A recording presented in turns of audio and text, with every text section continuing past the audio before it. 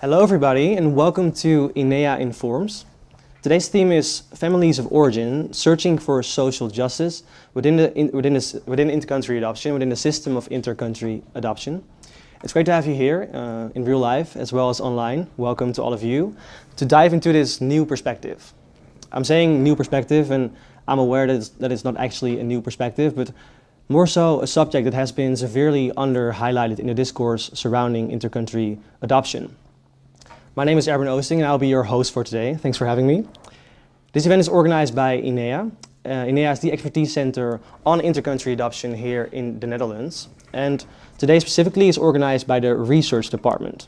The research department gathers, develops and shares knowledge on intercountry adoption from the knowledge triangle. And that triangle consists of experience, practice and science. At INEA we believe it is important for all perspectives to be heard. Together we will explore how recognition and recovery can be given true substance. Early this year in March, yes, there we are, we organized our very first international conference. Can I see some hands in the room who was there? Almost everyone. Well, welcome back. The goal of the Congress was to further endorse the multi-perspective narratives that are present within the field of intercountry adoption. But the perspective on families of origins wasn't really highlighted. Today we will change that. Within intercountry adoption, most of the time, we only get an insight into the families of origins when the adoptees are searching for them. This afternoon, INEA invites Dr. Atamhi Cawayu and Dr. Prasad Sacré to turn the perspective inside out and to unlock the stories of family members in the countries of origins who are searching for their adopted children for various reasons. Through academic research and storytelling, Cawayu and Sacré will share stories from Latin America and South Asia on how biological families have been searching for visibility, their children, and social justice within the system. Let me see. Then, a last few pointers before we start. Today is a hybrid event, which means that we have people here on site in the room with us, but also people online. This is me waving to you. I hope you wave back. I don't know if that's the case. To let all of you engage in this event, you can ask questions via Instagram. I wanted to say via the chat, but actually the chat is not working right now. It might change in the future, the YouTube chat. So please go to our Instagram and go to our stories to ask questions to engage in this event. And of course, the people that are in the room with us can ask questions just by speaking up when I tell you that's that's possible. We have specific time slots in which we will be addressing these questions, so keep that in mind. And when we address the question, we will also mention your name. So if you prefer for this not to happen, then please indicate it when writing down your question in the Instagram chat. Let me see. Unfortunately, due to time constraints, we won't be able to answer every question you have today. If you still have a burning question after the event, please feel free to reach out to us via email and we will try to get back to you as soon as possible. Then the event will be recorded, so for the people that are in the room with us today, if you do not wish to be famous, please try to steer away from the cameras. And then the information that we will be shared during this event is for informative purposes, but we also understand that it might touch you on a personal level. We aim to create a safe and confidential atmosphere here today where everyone feels free to share as much or as little as you feel comfortable with. So take that into account. We are here to listen and to learn from each other. Everyone has their own truth, and your truth may oppose someone else's truth, but we believe that they can coexist. So taking that into consideration, we think it's needless to say that we urge everyone to treat each other with respect. If at any point during this event you feel the need to talk to someone and you are here in the room with us, please reach out to one of our INEA staff members who are recognizable because they're wearing a green polo t-shirt. And for those of you watching at home, if you feel the need to talk to someone after the event, please feel free to always reach out to our service desk. Lastly, we would love to see that you are attending this event. I just mentioned Instagram. Please write an Instagram post about us, about this event, on your stories, or write a LinkedIn post, and do tag us at inea.nl. We love to see it. Just make sure that no one is visible who is wearing a lanyard. I'm not sure if people are wearing a lanyard, but if people are, then make sure they're not visible, because they have indicated that they do not wish to be visible on any of the footage. That's it from my side for now. I think it's time to bring our guest to the stage. Can I invite Harry? Please come and join me. Can we give him an applause? Yes. And we have Atamhi on the screen. Welcome to you as well, Atamhi. Atamhi is trained as a social scientist. He works as a postdoctoral researcher in Bolivia, from where he will be joining us today. He currently investigates child protection issues.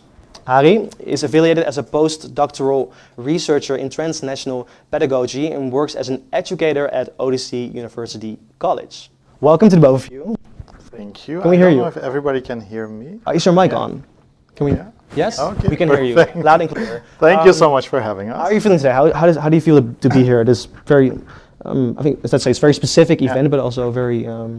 First of all, I'm very happy to do this together at Atamhi and to have this hybrid setup. And we wanted to do this event for a long time. So we're happy that we can cross the border to the Netherlands and do the event we wanted to organize for a long time. So. Perfect. I'm going to ask you the same question, Atamhi. How are you feeling all the way from Bolivia? Looking at that camera. I feel very good. Like same as Hari, I'm very happy that we are able to share the stories of the families of origin here with a broader audience. And I'm looking forward also to interact with the public, with everyone participating and answering their questions. Perfect. Well, also thank you for waking up very early today. We appreciate it. Right now it's time for you both to share your presentation on the perspective of biological families of adoptees. I would like to say to you, the stage is yours, and to you, take presence of the screen, please. Okay. Okay, thank you very much. PowerPoint. Take your time. It's okay. We have the clicker over there if you need to. Do I have to do something? Do we? Yes. Yeah. And? Okay. Good. No, okay. Okay. Okay. Okay. Let me start with a few questions before starting this presentation. What do we know about the families of origin in transnational adoption? Who are they and what are their stories? In adoption research, families of origin are often the least studied group to date. Nevertheless, in the last 15 years, there has been a slow increase in academic interest in this group. I too, several years ago, was keen to know who these parents of origin were. On the one hand, from an academic interest, just because there is a large research gap, but also from a personal perspective, as somebody with an adoption background. Next slide, please. Okay. In 2017, my research proposal to study the families of origin and transnational adoption in Bolivia received funding by the Research Foundation Flanders. And so I started my doctoral study at Ghent University in Belgium. With this opportunity, I wanted to examine transnational adoption from the perspectives of the actors in the Global South and chose to centralize the families of origin. I wanted to understand how come that these children ended up in Bolivia's child protection system or adoption system, and what are the reasons parents choose to put their child in adoption, or why are these children removed from their families. I relied on anthropological methods to carry out this investigation. I did fieldwork in one of the children's homes in La Paz and visited several other children's homes across the country. I also facilitated various reunions between families of origins and Bolivian adoptees. And I interviewed more than 70 people, including families of origins, Bolivian adoptees, and child welfare and adoption professionals. Last year, in 2023, I successfully defended my doctoral thesis. The image you can see on the right is a cover of the thesis entitled Searching for Restoration. It's available on the website of INEA on the page where you have to register. There's like a link tree and you can find the thesis over there. It's publicly available for those who are interested. And then one last thing. For me and Hari, it is important to also take some moments to consider what terminology we're using. During this event, and as well in the article we published, we use the terms families of origin and first families. We know that there are other commonly used terms such as biological families or birth families, but these terms have also been criticized in recent years by various scholars, as they reduce the families to only giving birth or to biology, while in many cases these families have cared for their children for weeks, months, or even years. Therefore, we choose terms such as the families of origin or first families. But also, as we're speaking in the context of Bolivia and Nepal, in this event, we may also use the term Bolivian families or Nepali families. Okay, next slide, please. At the start of this research, I have often received the question, how are you going to find these families? Many people didn't believe I was able to, and even I was doubting if I was able to find and talk to these families of origin, just because we hear so little about them. So I had several strategies to find and to talk with these families of origin. A first strategy was to ask fellow Bolivian adoptees who had been in reunion with their families over time, and to see if I could perhaps talk with their families, to see what was their experience in the whole adoption process. Yeah, that way I found, I talked to 4 families. A second strategy was to play a key role in first family searches. As I was investigating transnational adoption, I managed to understand how the system of adoption works in Bolivia, where information can be found or accessed to. With all this, I tried to help Bolivian families in finding their Bolivian families. And for these searchers, I also collaborated with the research assistants, who had also a very important role in finding these families, who was a bit more familiar with the Bolivian context, who also could have like a different reading of like the case. And in all of this, through this way, I found like 9 Bolivian families through these searches. And in these searches, I played a role as a researcher, as an intermediary between the adoptee and the Bolivian family, but also as a translator, as in case of reunions.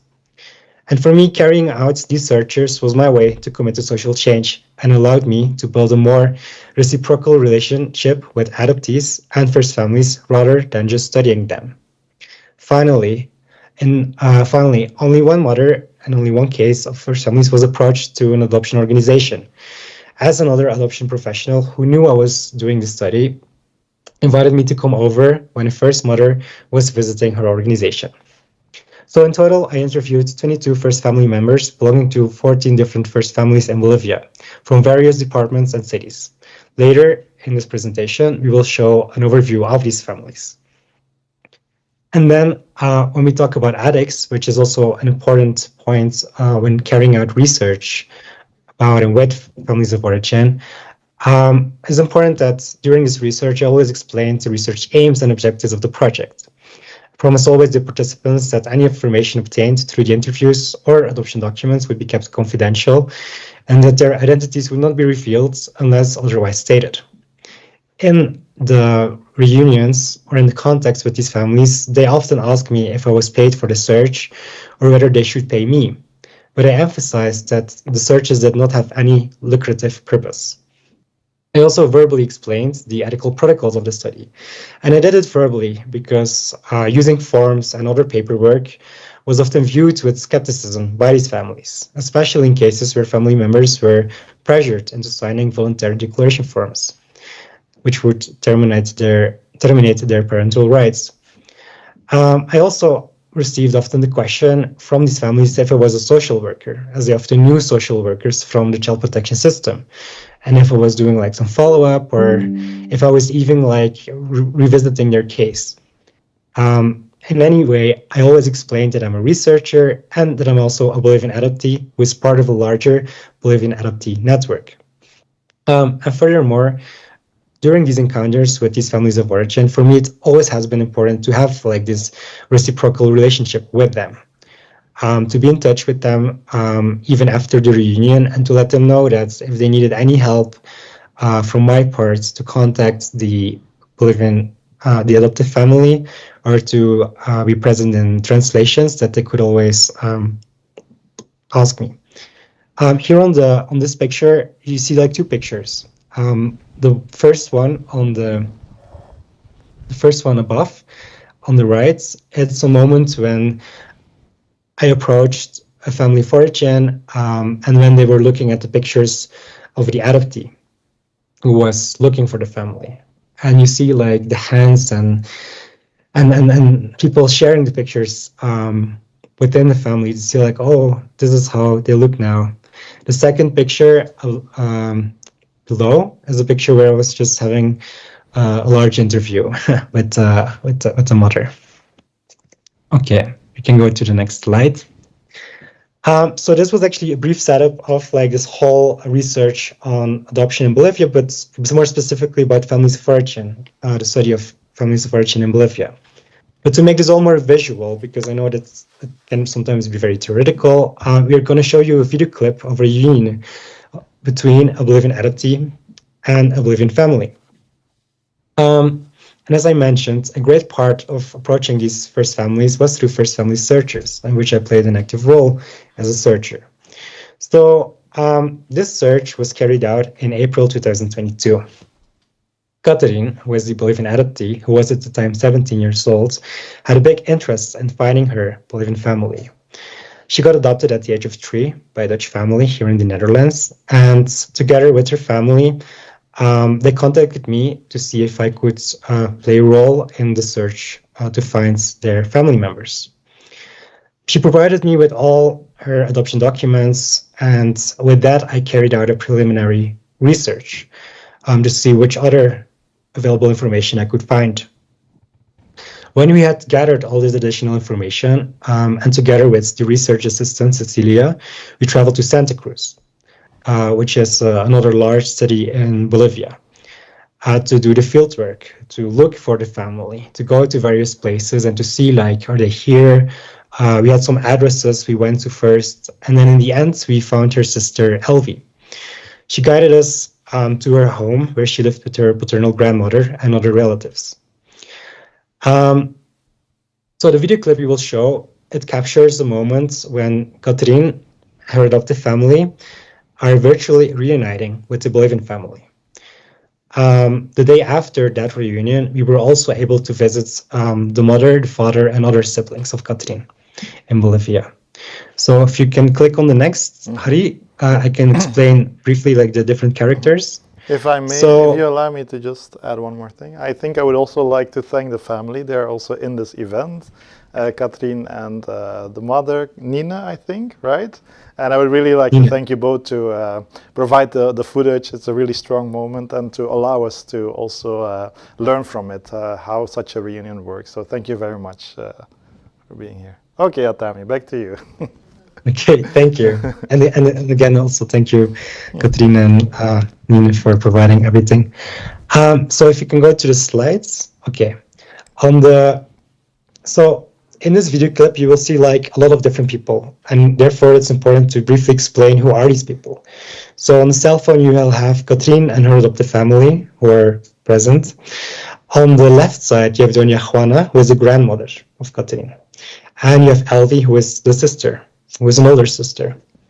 And on the right side, you have Cecilia, who is a research assistant, who helped in finding this family, and who also helped in providing some information to the family of origin in Bolivia. And then you have me, who in this fragment plays the role as a translator.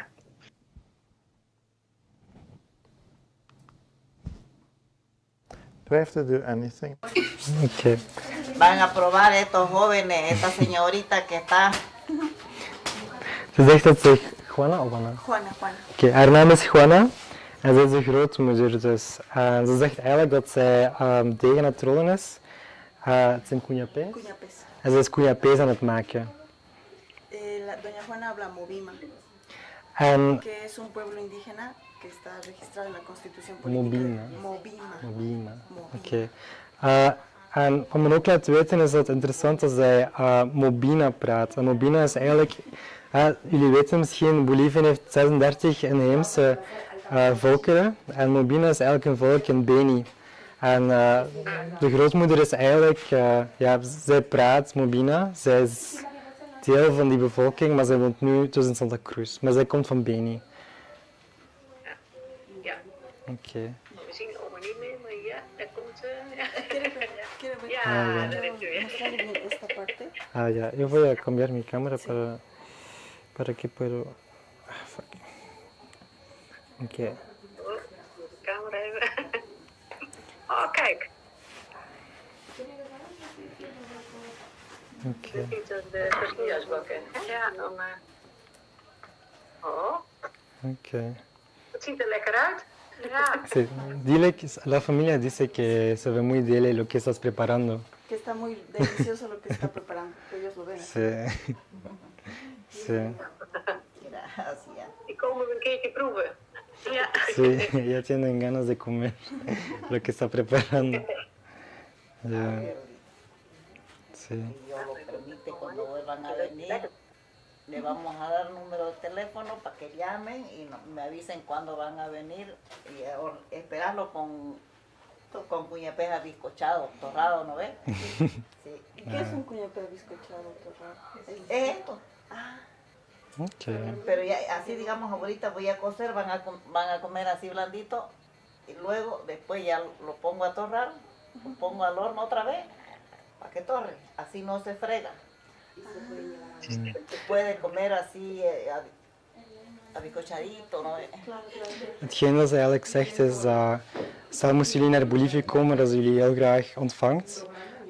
Ook hier in haar huis en dat ze dan eigenlijk speciaal voor jullie cuñapés wilt maken, zodat jullie ook haar eigen cuñapés kunnen proeven. Ah, dat is lief. Ja. Hoe is het met oma? ¿Cómo está con usted ahora, Juana? Ella ¿Cómo? tiene una pequeña molestia en el pie, que por eso ha venido a Santa Cruz, que casi le da una trombosis en el pie izquierdo. Ah, Y ya. por eso está acá. Y también Pero hace mucho tiempo está acá, ¿no ve? No, 2 años casi, ¿no? Doña Juana, ¿hace cuánto tiempo estás acá? Hace un año que estoy aquí. Un año. Y después estabas en Beni. Sí, Me voy a estaba. venir. Ah, ¿Y se va a ir ok. ahora? No, no, se va a Me quedar. voy a ir en el otro mes de julio. Y va a volver, Ok. pero ya no. Voy a volver. Ah, ja. Sí. Ze zegt dat het gaat goed met haar. Zij woont eigenlijk sinds een jaar in Santa Cruz, omdat zij een klein probleempje heeft gehad aan haar linkerbeen. En daarvoor is ze naar Santa Cruz gekomen wonen. En ze zei dat ze hier wel... Voy a hacer que él se pare al lado de su abuela. Ah ja. En ze zei dat ze hier wel graag is, maar dat ze in juli terug zou keren naar Beni, maar gewoon om te bezoeken. Dat ze hier wel gaat blijven in Santa Cruz. Maar de hele familie woont in Beni, Atamhi? No creo, su pregunta Van es... oorsprong bedoel ik dan? Ah, van oorsprong zijn ze wel van Beni, ja, dat klopt. Ja. Les puedes tomar una foto a ellas dos, la abuela y la hermana. Sí. Diles Oma eso. gaat stug door. Ah, ja, ja. Ahí está. Ah, ja. Ja. Je hebt het er wel genomen. Catharina houdt ook wel van bakken. Ok. Se dicen que la Caterina también gusta cocinar y hornear. Sí. Que a la Bueno, Caterina igual le gusta cocinar. ¿Le Mucho. gusta cocinar? Sí. Ay, qué bien. Sí, a ver. Ahí está. Ya, La ahora se puede. abuela, diles que son la abuela y la hermana. Que están juntas. Ah, sí, sí, sí. En dus dit is nu zo samen Elvi met Juana, de grootmoeder en de zus. Y el que hay al lado de ella es su papá. Él es su adoptivo. papá, adoptivo, mamá y su hermano. Adoptivo igual. Sí. Sí, sí, sí. Zijn jullie erg geschrokken? La Caterina pregunta si ustedes han sorprendido mucho con esa noticia o cómo era para ustedes. Sí, doña Juana, sí. Me ha alegrado. Qué de alegría saber, tener noticia de ella. Ze zegt dat ze heel blij is met het nieuws dat ze nu ook heeft, maar het emotioneert haar tegelijkertijd ook wel. Ja. Dus, sí. ¿Y tú quieres decir algo? ¿Qué te ha parecido? ¿Qué le ha sorprendido? Ja. Sí, te ha sorprendido. ¿no? Elvi zegt dat zij ook wel verschrokken is. Ik denk ook zeker met onze berichten. En ja. Maar hoe gaat het met je, Elvi? En zit je op school? Wat doe je? Wat vind je leuk? ¿Cómo estás? ¿Estás estudiando? ¿Cuáles son tus pasatiempos? Cántale que estás estudiando, que trabajas también y que ayudas. Sí, está trabajando, ella está trabajando para luego, después al año, si Dios lo permite, ella va a entrar a la universidad ella. Pero también estabas estudiando educación, ¿no? Sí, estudiando educación. ¿En cuál semestre estás? Bueno, Uno. Ah, ya. Elvi, zij studeert educatie. En ze zit in haar segundo, primer año? No, primer? Primero, uno. Ze zit in haar eerste semester. Dus ze is eigenlijk pas gestart met haar studies in educatie. En ze werkt tegelijkertijd ook.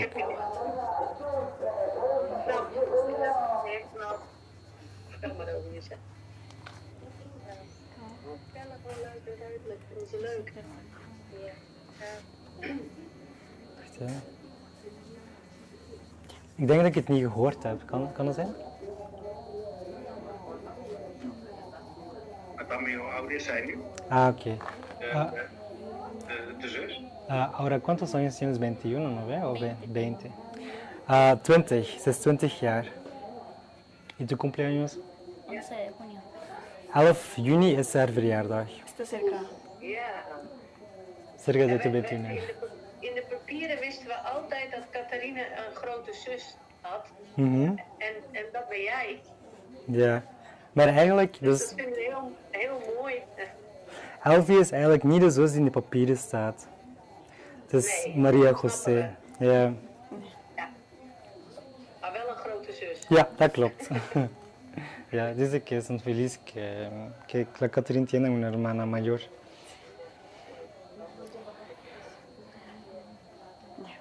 Ja, oké. Oké.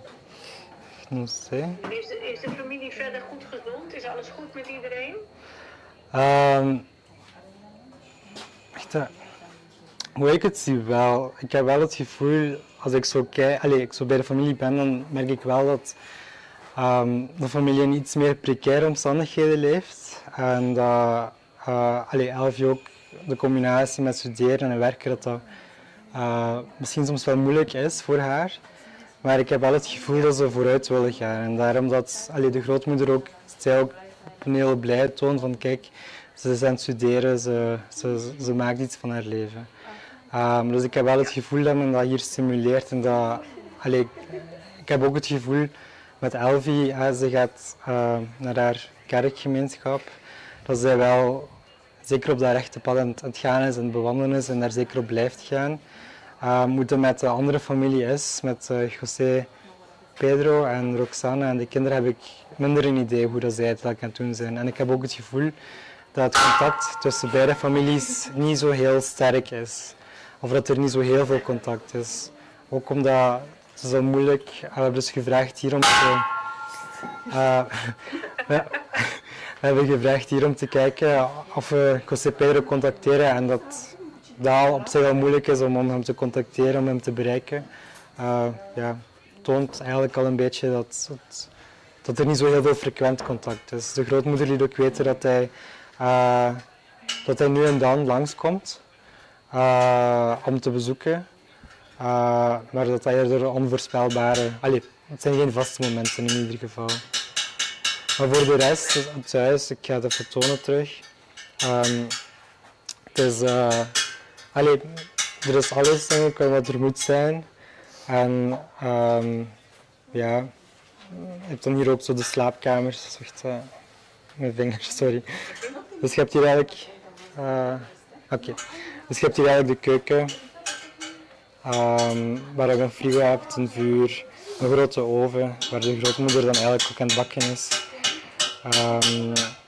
Waarom ze nu aan het bakken is, weet ik eigenlijk niet, want daarnet waren we gewoon aan het praten op de zetels. Misschien is het voor haar even te ontspannen. En dan heb je eigenlijk hier gewoon zo meer de iets grotere voortuin, met hier en daar wat kippen en wat honden. Ik veronderstel dat het daar de wc's zijn en dit zijn dan volgens mij ook gewoon slaapkamers waar ze wonen. Ja. En de tantes en ooms die zorgen voor inkomen? Goeie vraag. Wacht, Want wie zorgt want oma zorgt voor Elfie of wie zorgt er echt voor haar? Dat ze naar school kan en... ja. Ik ga het vragen. Wacht, la pregunta es, ¿quién está responsable para que haya ingresos, para que se pueda mantener entre Todos ellos? trabajan, creo, me parece. Ya. Doña Adelina, ¿quiénes están trabajando en esta casa para mantener la casa? A Elvi, ¿no ve? Aquí yo trabajo yo, mi hija, La Elvi.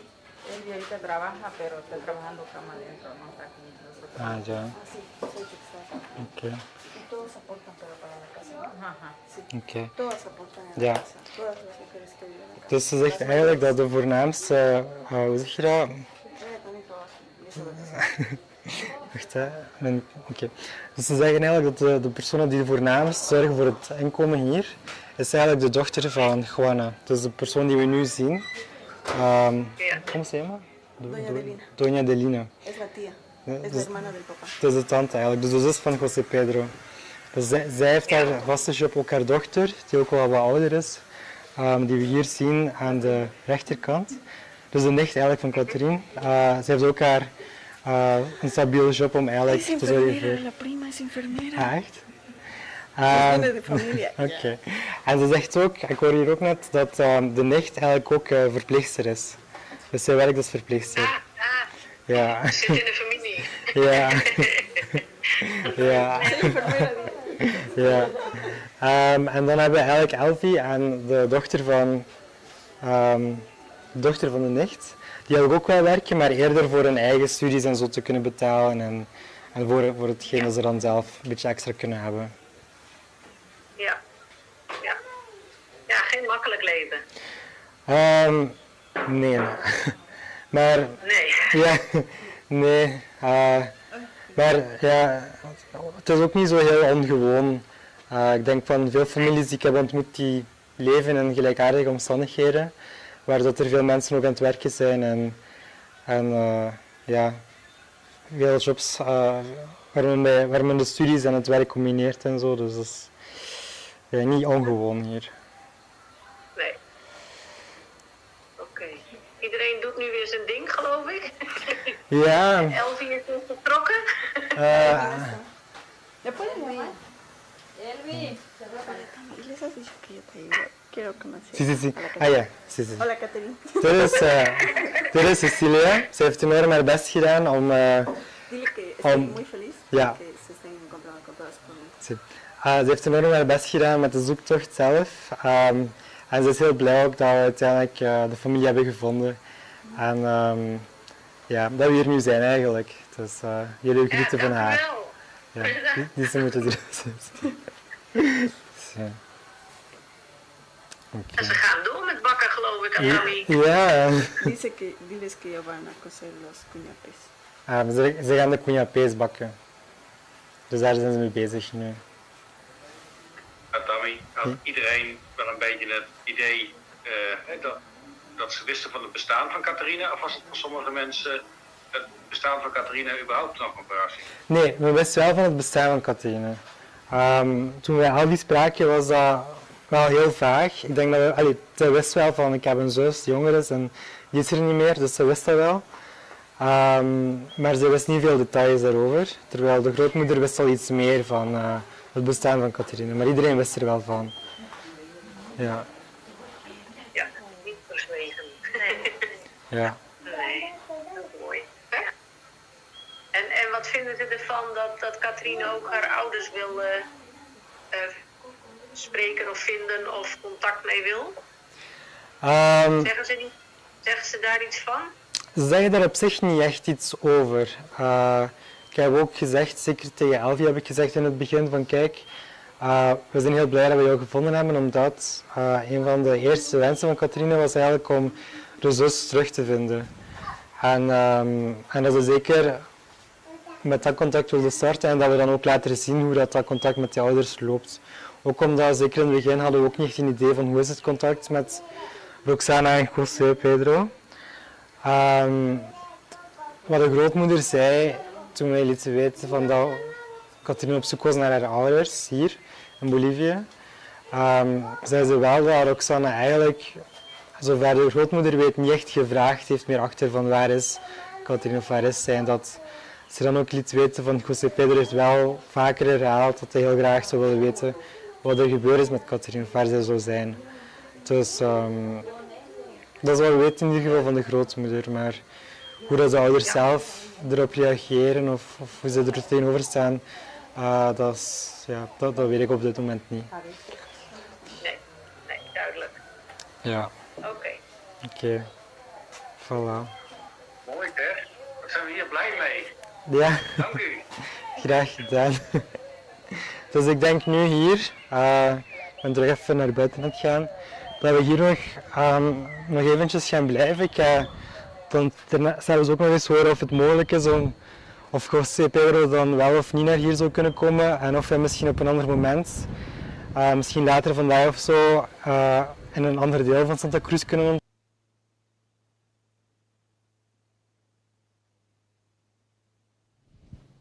Yes. Okay, perfect. I'll turn a little bit because I don't see it that. Or could Ming give that a bigger screen there? No, I don't see the screen there, so I have to turn. Oh, okay, perfect. Yeah, so we wanted to discuss this footage. Atamhi and I were actually in doubt whether to show this footage or other material, since our article is actually about first parents searching for social justice. But we wanted to start with this footage because I think it's something that we are all familiar with. There are quite some shows showing adoptees reaching out to their families of origin. And that's actually the first ways. What makes this footage for us a little bit difficult to show from the agency or the perspective of first parents is that they are found by the adoptee and their family. Yet, for us, it's a very important starting point. But we also see that there is a big rupture, not per se maybe from the perspective of the adoptee and the family, but from the first family. And the rupture is actually what would it take for, let's say, the grandmother you see in the footage, what would it take for the grandmother and the sister to find Catherine instead? And then actually you see that there's a big rupture happening between the two families that are meeting, and the ruptures, you can actually bring it down to a few elements. Language. They speak a different language, they need two translators.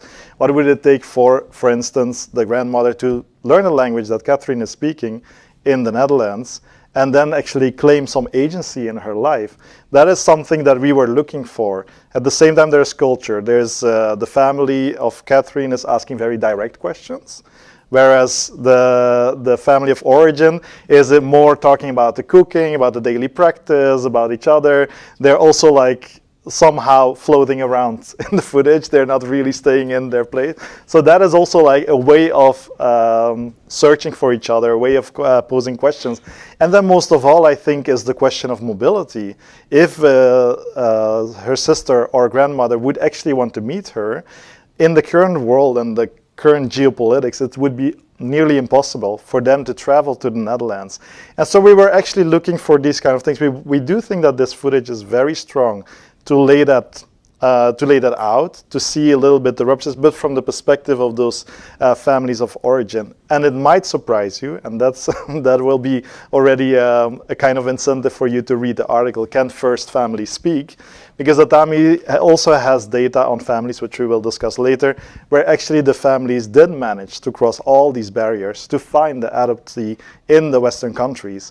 And to us, that is a very important future for the system of intercountry adoption, that there is much more capacity in these countries of origin, where it is not only the families of origin being found when we desire it, but also when they desire to actually not per se reverse the adoption, but rather say like, oh, I exist and I actually want to be in touch with you in one way or another. That would be very uncomfortable to most of us, but that would make it more an equal system than we know now. So now we have the closed adoption system where the policies are also in place to actually prevent that from happening. So to us, to our surprise, Atamhi found quite some families where this kind of searching happened in the reverse order. Yet it is something so new that we were very happy that Catherine wanted to show this footage as well, because it is a good way to actually take it into account, like what does it take for this grandmother to find the adoptee in the Western world. So for us, that is an important thing. We have a theoretical framework in the article, which is based on a very difficult scholar, but a very good one, Gayatri Chakrabarti Spivak. Why is it so important for us to work with her framework? Because she works with this rupture, transnational rupture, and she actually connects the rural global south, which we often see in adoption stories, that we're not from the big cities, but we're from rural families, and then she connects it with the Western world and more the people in the cities. And that kind of power inequity between those two, that is actually what she says, that is how we should rethink the world. We should actually rethink the world in a way that these people in the rural villages in the global south would be able to gain access to what is happening in these metropolitan cities. And that should be our mindset as progressive scholars, to find ways, and that is what Atamhi and I are trying to do, is what would it take for these families to actually contact us? What would it take? And it happened not only in the research of Atamhi, that's why we're doing it together. The second part, that's already a spoiler alert, we will read letters coming actually from Nepal, from my own family, in which it was not requested by my adoptive family, but where they found a way to breach into the story, and they found a way to send letters and to actually share their stories, which made a very uncomfortable family dynamic and youth, because what to do with this whole story. But for us, that is the future of a system that would try to go towards a more social just future. I'm going to look at the slide if there's something. Yeah, there's something important for us is when we are seeing this footage of an adoptive family going to the countries of origin, we actually do want to still encourage that for happening. So it's not that we are arguing like, oh no, that we should only be found by the families of origin. We know that it's quite impossible. But at the same time, we do encourage people to go and look for the families of origin, but be actually aware about all these power dynamics that are at play. Actually, between me and my father in Nepal or my mother in Nepal, there is like a world politics at play in how we relate to each other. And that is for us, Spivak calls it learning from below of the power ladder. It's important that we learn not to know how it works. A lot of things are being said in the footage. A lot of things will be said also in the storytelling that we do not really understand. But there is this kind of world dynamic in which we think that the people in the global north, in the Western countries, possess all the knowledge, also about how they are living. And I think that is the first step for us to create this kind of equity and the equality between us both. So for us, that is a very important thing. And then most of all, some emancipatory thought. It is not the idea that Atamhi and I are emancipating these families of origin. What we are trying to do, also with INEA, that's why we're so happy to have this event, is to reflect what conditions do we need in the system for them to claim agency. And that condition could be, for instance, providing language classes. It could be building a center in Bolivia where people could go with questions, and not only what we have here in the global north. It could also mean other things, mobility, like pass legislation that the mobility would become easier from the countries of origin, which is also now a very big barrier. So it entails a lot of things, rather structural things, but those structural things are the things that Atamhi and I are focused on, because we do realize that this is a very beautiful story that Catherine is sharing with us now, but there are many adoptees who do not have access to their families of origin. And in that aspect for us, it's important that we have this second group, the families of origin, who could start searching for their adoptees, for their adopted children. So for us, that is a very important thing. We will have a kind of Q&A about the article. We will not discuss everything, but that you will find in the article. You will find different strategies how these families of origin have actually managed to reach out to the adoptees. Yeah. Atamhi, do you want to add something? No, I think you explained it really well. I only wanted to add that that people were asking me that the chat on YouTube isn't really working or isn't really. Okay. I don't know. Yes, the chat is indeed not working. But there's a chat in Instagram. Yes, you can go to our Instagram at INEA.nl, and then you can ask your questions over there. Yeah. Okay. You can ask, yes, in a bit. Yes, in a bit. So please go to our Instagram, and we will try to get the chat back up. But we think we cannot do that anymore because the live stream has already started. But I will ask questions on your behalf. So that's what we're going to do right now. You've already mentioned the article, the both of you. Can first parents speak? So there's one slide left. Oh, sorry. Oh, sorry. Please go ahead. Yeah. So maybe, well, it's a very important slide because it gives an overview of these 14 families. And the different family members we interviewed. So you can see also the year of the adoption. The majority of the adoptions happened after 2007, especially to the Netherlands. And you may wonder, like, why these countries, for example. As I said, the first strategy to approach families of origin was by fellow adoptees who had been in reunion with their families. So these fellow adoptees were mostly adoptees adopted in the 80s or in the 90s.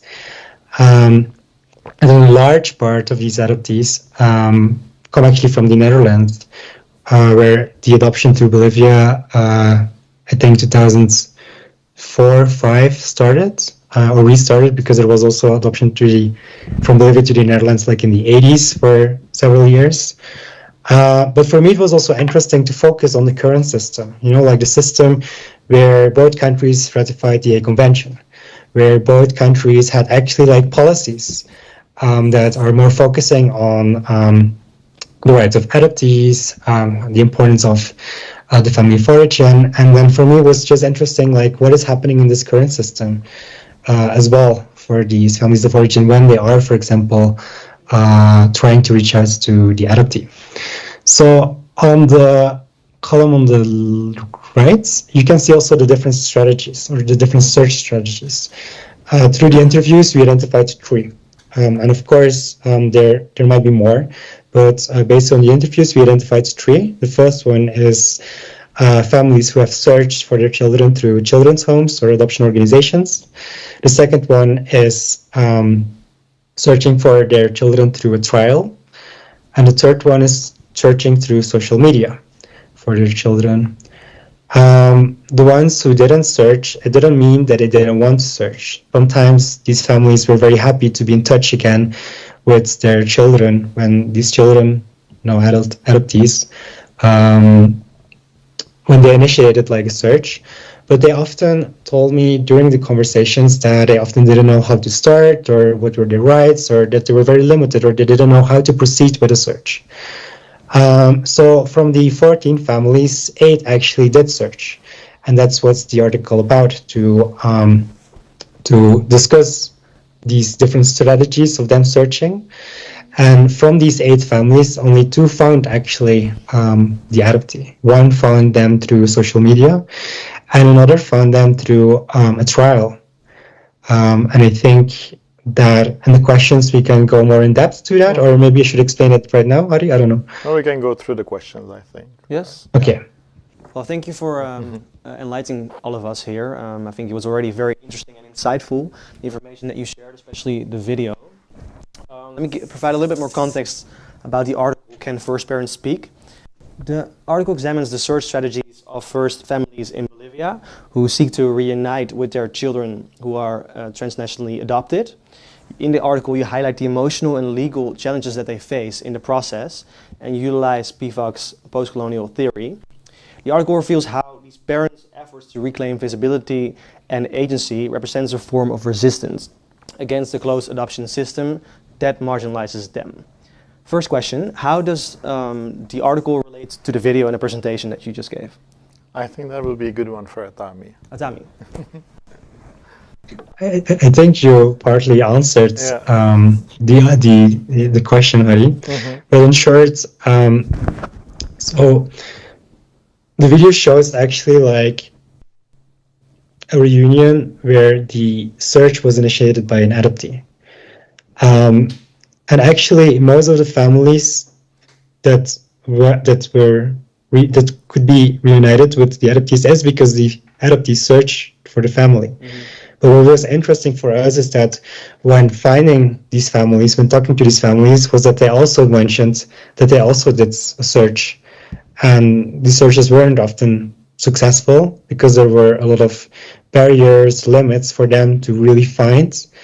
And that's kind of what we highlighted in the article. What are these searches? And how could they, yes or no, in finding their children? Would you like to add something to that? I mean, you already... I already answered that question. I actually want to read a passage from the article, so to further give some context, and also a phenomenally written article. I urge you all to read it if you have not yet. First parents claiming visibility in transnational adoption will often have to contest the institutional adoption discourse that is depriving them of legal rights and a social role in the life of their adopted child. This means that claiming visibility makes their voices prone to being mediated and shaped by the system that oppresses them. Put differently, they must use the language and concepts of the oppressor to make their claims and demands known, but in doing so, they risk reinforcing the very structures that oppress them. They cannot speak without using the tools provided by the oppressor, but using them may also perpetuate their subjugation. I thought this was a very striking paragraph in the article.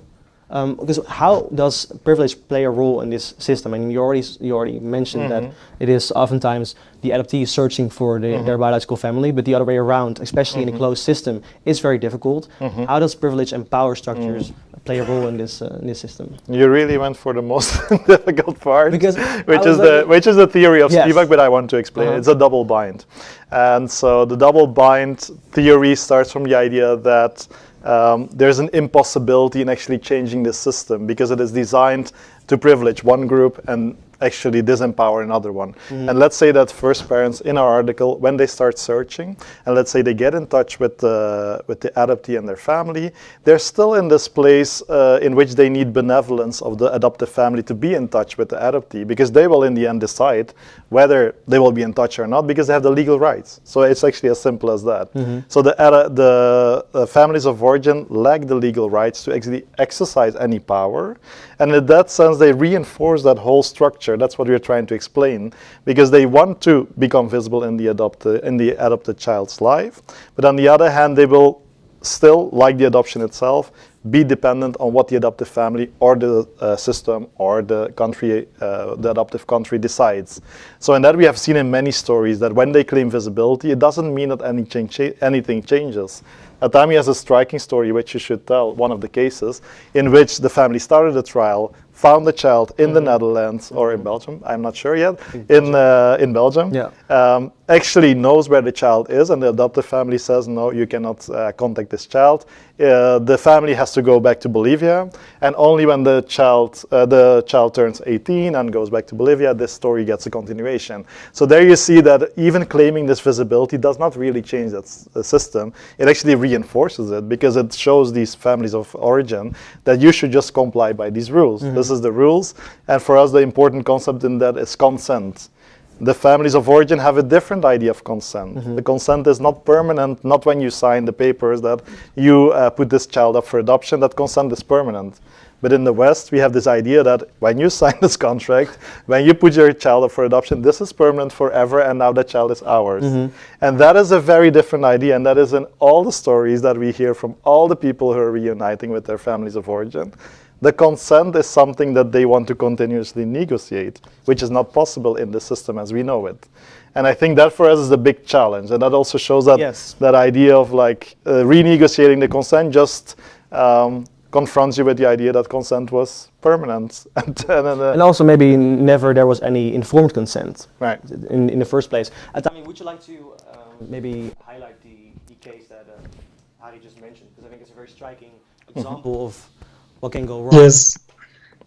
Well, I think first I would like to add that what has been interesting for me is that when talking to these families, there was always like a big interest in what happens to the child.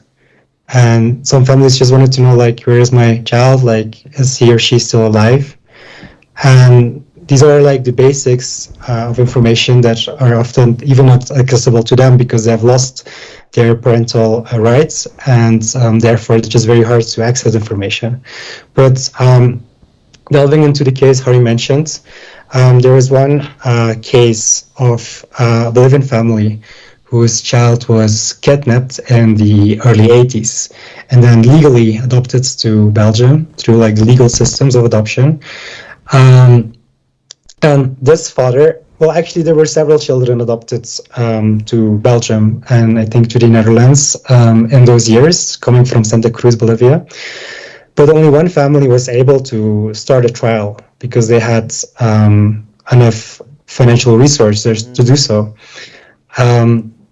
And because of that, they were able to get access to the adoption documents of the child. These adoption documents were obviously falsified, but they could see through this trial, like, where did their child end up to, which name was put on the child, and in which family did the child end up. They could even see pictures, And then in the next phase, because this family also invested or inverted a lot of money in mediatizing this case. So this case is documented in a lot of journals, press, media in the 80s.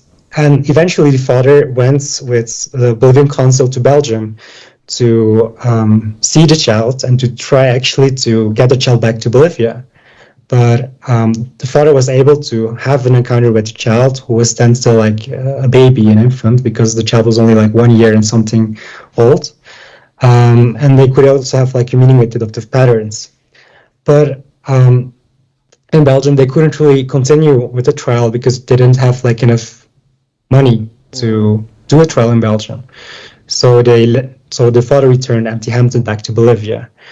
And the contact with the adoptive family also was, like lost, because the adoptive family didn't really believe the story of the father, because the adoptive family thought, look, it might be possible that his child might be kidnapped, but we don't think it is ours because our adoption is done legally. Through a lawyer, we have all the papers, everything on paper is correct.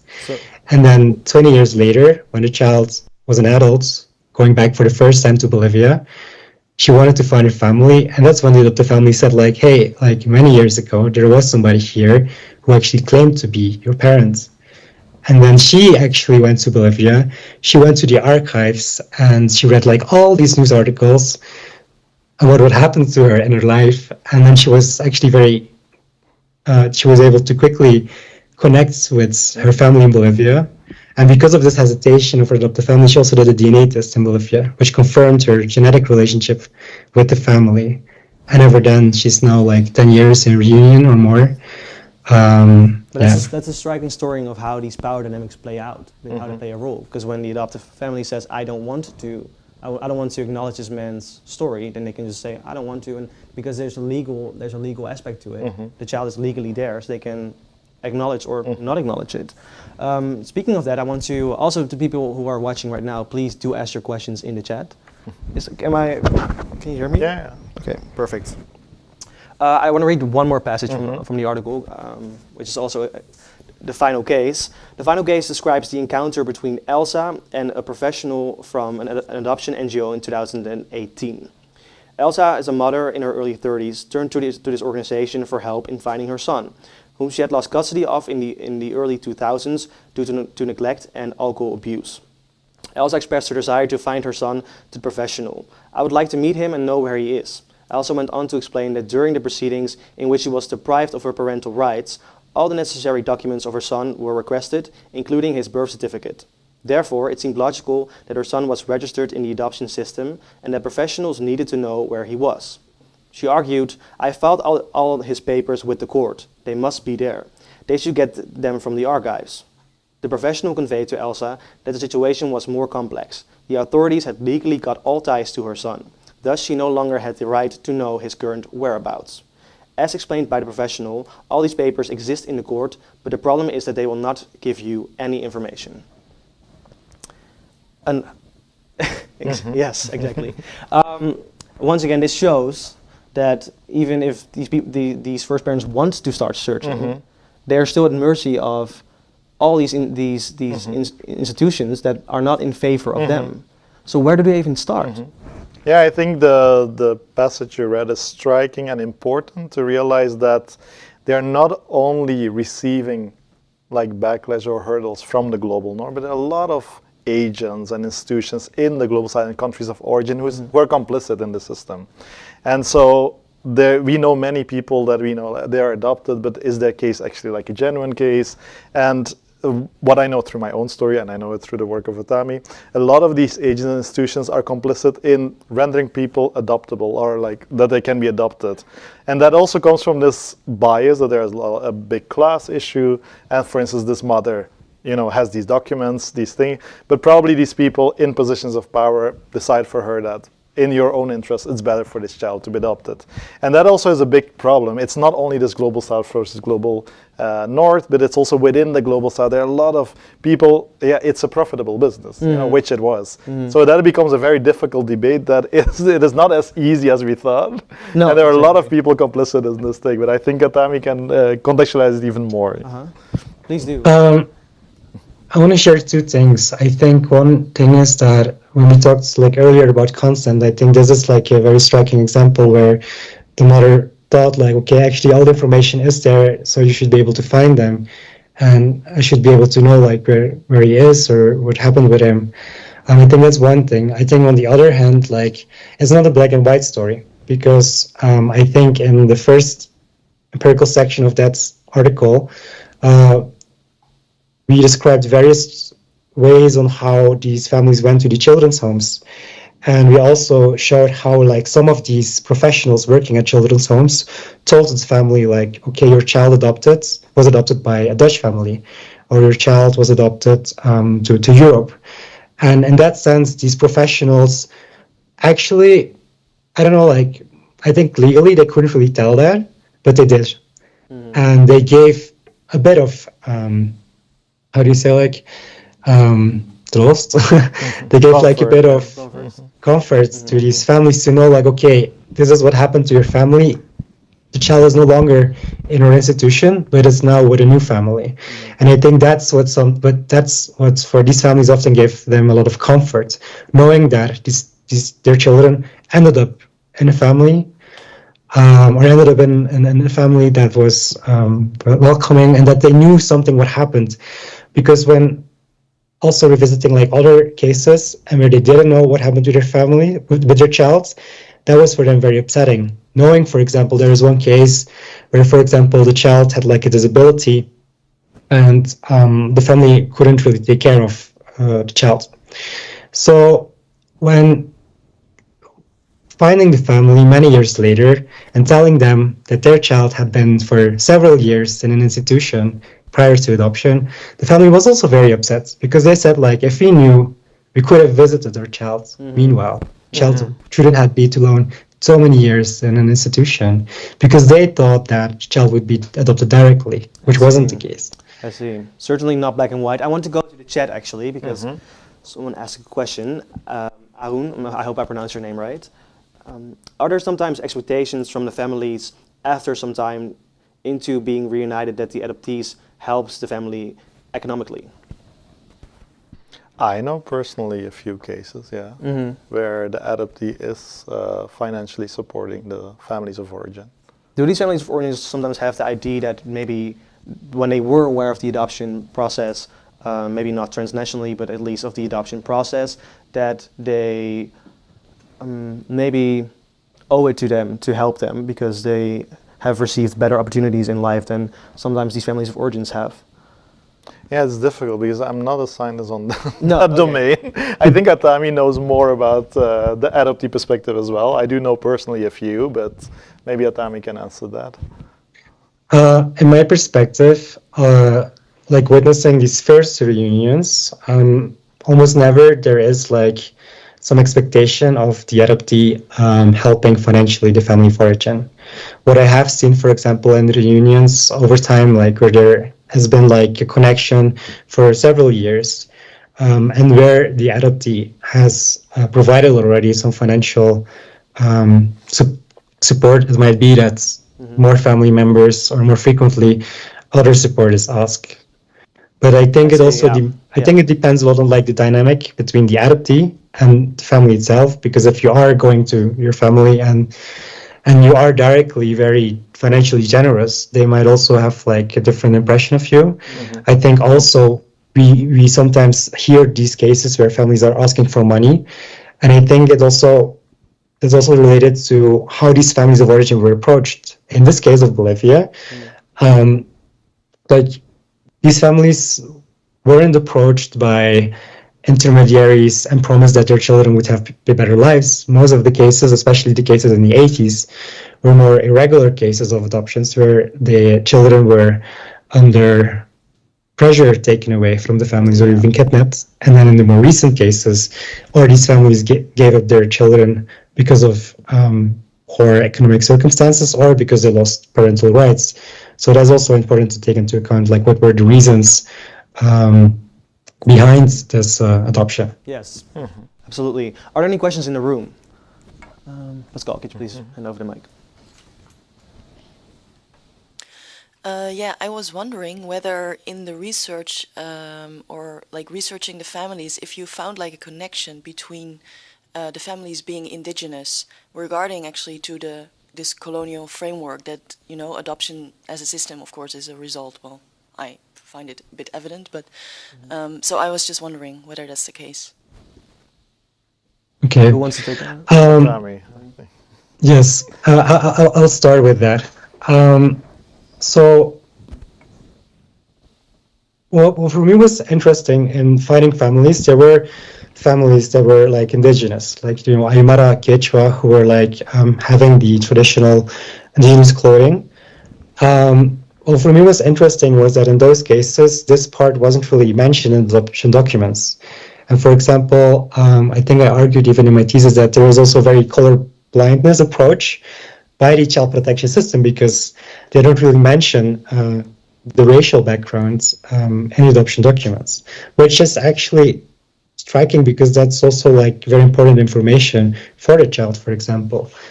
And I think when we're talking about the child protection system and center like orphanages or children's homes, most of the children come from racialized families and indigenous families.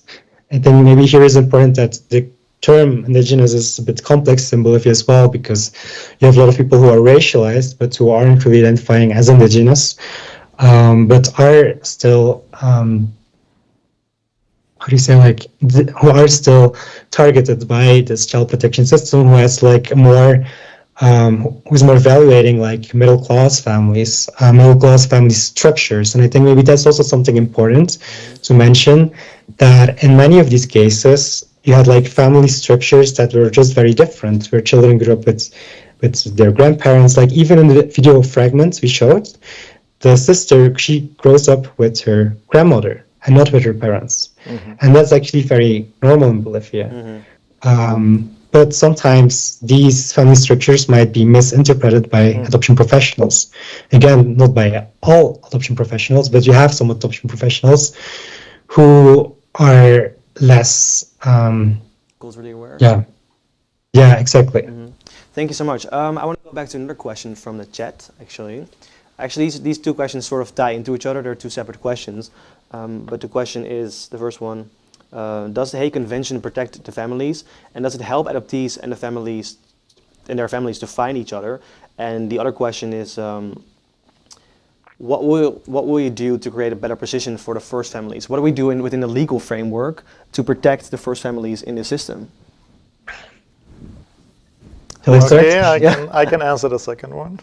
I'm not sure whether we should protect them, because then we would start from this perspective that they have no agency and they should be protected. I think we should create the conditions that they can actually exercise the agency. And Atamhi and I can do a spoiler alert. Atamhi and I would like to apply for more funding to build capacity in these countries of origin, maybe starting in Latin America, where actually there is this infrastructure to search, you know, because that's not there. And that would be a first case, you know, building this kind of capacity there would enable them to at least show interest in, are you interested in searching or not? What would it take? Because then now we have this in the Western countries where adoptees can go and actually can have their answers questioned and get more information. And I think that should also come in these countries of origin. I think that should be the first step. And that for me is less a way of protecting them, but more kind of facilitating them to claim that agency in this story. So for me, that is part of the answer. But I think Atamhi might answer the first part of the question, which I also didn't understand. The first question was, does the Hague Convention protect the families, the first families? Okay, there's a lot to say about it, a lot to answer. I think the Hague Convention, they mention the families of origin, but more like that you cannot have like contacts with the family of origin prior to adoption. They mention very little when it comes to search and reunion. And I believe that the problem we have in Bolivia is that we have a very closed adoption system. So it's just very hard for these families of origin to just get any information, and even to be registered that they are searching for, it's very hard for them to go to authorities. So that's why when they're searching, they just go to the orphanages, because that's the only place they know, if they know like where their child went to. And I think also for adoptees, it's just very hard for them to search in Bolivia, because we do have a central authority here, but they're very inaccessible. It's very hard to contact them. And you have to do a lot of things physically here in Bolivia. You have to write letters, you have to get your letter into the right department, you have to come back every week to see if there is any response, and it's just very hard to do from Europe or from the global north, because there are other ways. Yeah. So it's just very hard for both parties actually to find each other, and that's actually why some of these people came to me, because some families even tried through the adoption agency in the Netherlands, through the central authority in the Netherlands, and what the central authority does is just contacting the other central authority, and it's very bureaucratic, and you have very little people in the field who can actually go to these places, who can actually visit them, who can search for them. And I think that's something that is really missing.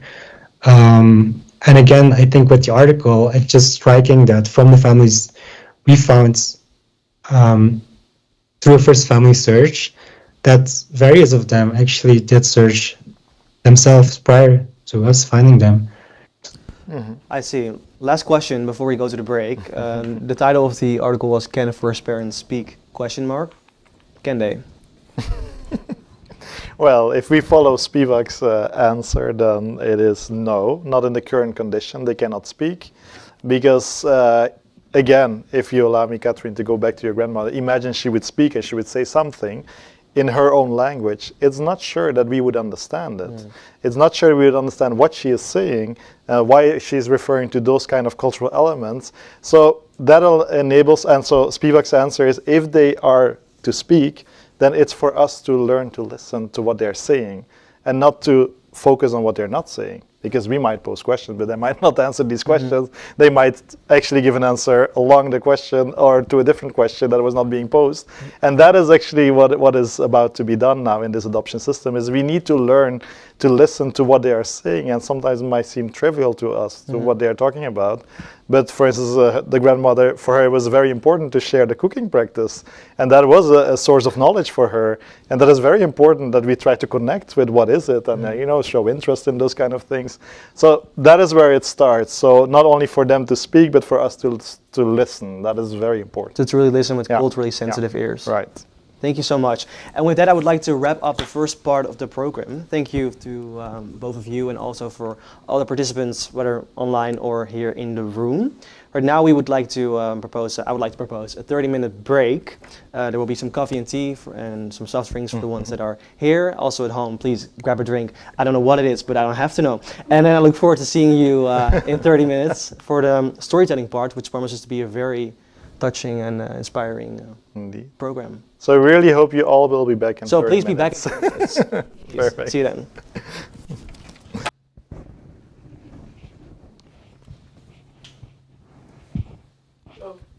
Yeah.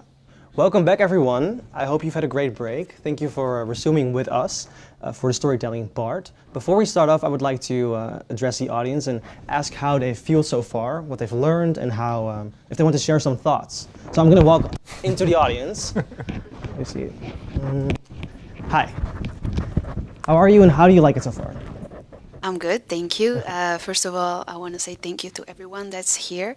If you're part of the organization, because I think it's a topic that is not spoken a lot, but it's a very important one because it's about identity and where they come from. I'm speaking on behalf as I'm adopted, and it's my first time attending. So yeah, it's very interesting, and I'm very supportive of what you guys do. Thank you, beautiful. Is there something new you've learned today? Everything, to be honest. Yeah, actually, I've never met someone that was adopted. That's one, and yeah, and I'm 31 years, so just saying. Second welcome. Thank you. And also what I really love is I'm myself from Bolivia, Santa Cruz, which is also a coincidence. And I lived in my 12 years and then I came to Belgium. So it's a whole journey. So having this and having the information, it's very rich for my brain and inspires me to also deep more into it. So yeah. Wow, I thank really you so much like for this. sharing that. Yes, thank you. I'm going to go to the other side. Can you share your thoughts so far about maybe what you learned today, what you've heard? Sure, thank you. I'm still thinking how I felt. So it was an amalgamation of different kind of feeling. It was very emotional to see the footages, and also it was giving the sensation of being happy to see the reunion, and also at the same time this academic critique. So every aspect of the brain is activated: emotional, academic, sharpness, and I really commend the speakers for being able to keep it very academically sharp on the very emotional topic. Thank you very much. Really interesting event. Well, thanks for being here. Thank you for the compliment. I'm going to go into the front row really quickly. How do you like it so far? You had a beautiful question. Is there something that new that you've learned today? I'm not sure new, but no. What I think from my perspective, I have the same point of view, that it's really good to touch upon this topic from kind of different, like scientifically, but also practice. You see, literally like to do the research in the community, and of course, what I especially like about it is that people, who are a minority or are being marginalized, that they're actually given I don't want to say the spotlight because I don't like the word, but the fact that we actually need to listen to them instead of what we think is the right thing to do. Thank you so much for sharing that. I am going back to the table, and if you are paying attention, which all of you obviously are, you see that we have a very beautiful setting. Can we maybe change the microphone? Maybe. Okay. We've changed our setting a little bit with all the flowers. I'm not going to tell you what this means yet. I also don't know, but we'll get to that part. It is time for the storytelling session, and here with us today are Hoda Siatiri and Arsha Ali Asmat. Welcome. Thanks for being here. You are both going to tell the stories of first parents from Nepal. I actually want to ask you, what are we going to do today? Because you know best. Please enlighten us. So for us, it was important that along the academic critique that we deliver, that we also give insight of what does it mean when these first families start speaking. What are the desires they have? What are the aspirations? What are their frustrations in life? And how should we interpret this? And I think I have spent my whole life trying to interpret the letters. So we're going to read 4 of the letters coming from Nepal from my family. In Nepal I have 2 different families, so that's the context you should know while listening to the stories. My father and mother have a separate family. And while growing up, we had a lot of interpretations of these letters. My family in Belgium, they had a certain interpretation that would, for instance, privilege the perspective of the mother. Whereas my sisters would then privilege the perspective of my father. They are saying contradictory things. And I think that is also part of this aftermath of finding the families of origin, that you have to deal with all these things, and the truth is something that is debated. It is not clear, and that doesn't matter per se, because I think the archive, so these letters are part of a big archive. It contains more than 200 letters coming from Nepal from 1994 till, let's say, 2014. Then most of the letters were sent. We will read letters from the early part, starting from 1995 and then onwards. What is important also in the story as context, as we read it, is that not all family members gave consent to adoption. So although we think that when adoption happens, everybody gives consent, even when you know the family, that didn't happen. And also, I think I can give already a little bit an insight on who didn't give consent. It was my mother. And she also found a way to breach into the story by sending letters to Belgium, which my parents didn't expect. I could have also chosen to give, for instance, the response of my parents. They have also written a response to my mother's first letter, which was very interesting, which was like, where does this come from? And how have you found us? And this was what I was talking about before, this rupture. How did they manage to breach that rupture? For instance, they managed to write the letter in English. They managed to find somebody to send this letter to Belgium. They couldn't write. So all the letters you will hear are all from illiterate writers. It means that they cannot read and write in English. So they have narrated the story to somebody who then wrote it down, which means there is also a lot of modification in the story that is happening. Although we will listen to the stories as if they came directly from the person because they are very personally written. It didn't happen like that. And that is a very interesting part for me as an educator. How did they manage to breach that gap of language? And how did they manage to actually get us that far? And Atamhi and I, we found it important to let them speak. As we said before, they can't really truly speak in this system. I do think that in the family archive, they're able to speak.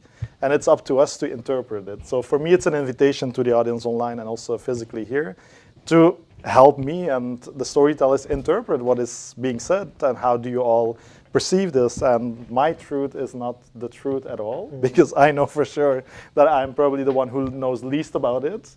And that's for me important, and that's why I wanted to share this archive with all of you, is to provide an opportunity to just reflect, like what are we hearing and what are these systems of exclusion they're talking about?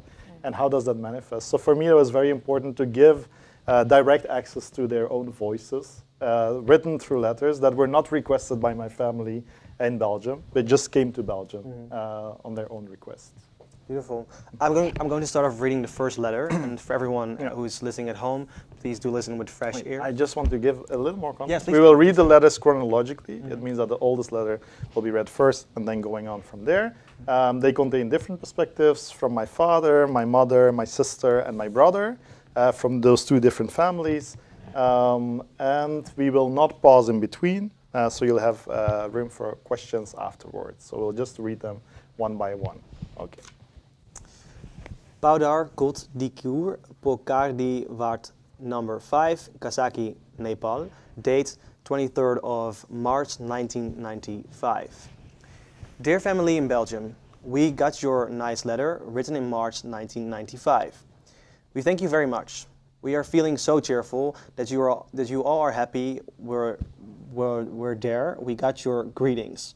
Also, we hope that you and everything is still okay.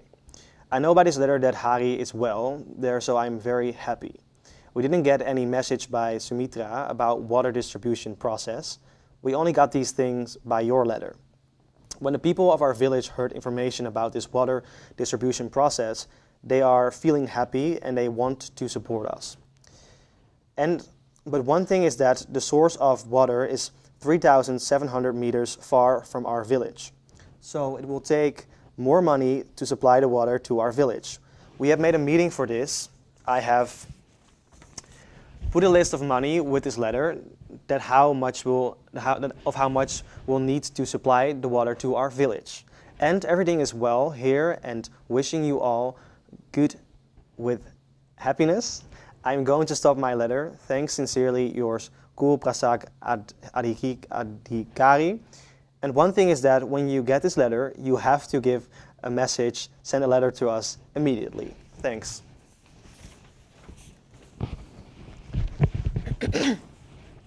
Shanti Paul,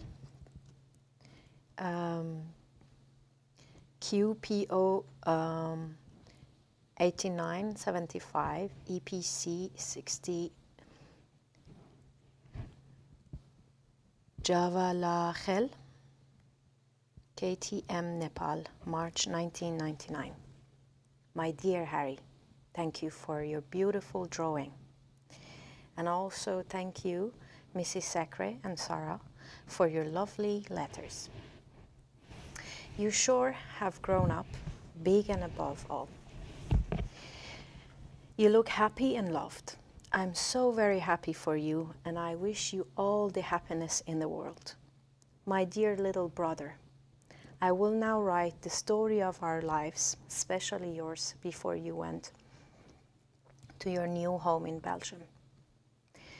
In a small village called Shidi, in the district of Kaski, in the Gandaki zone, in West Nepal, was born a girl child almost 40 years ago.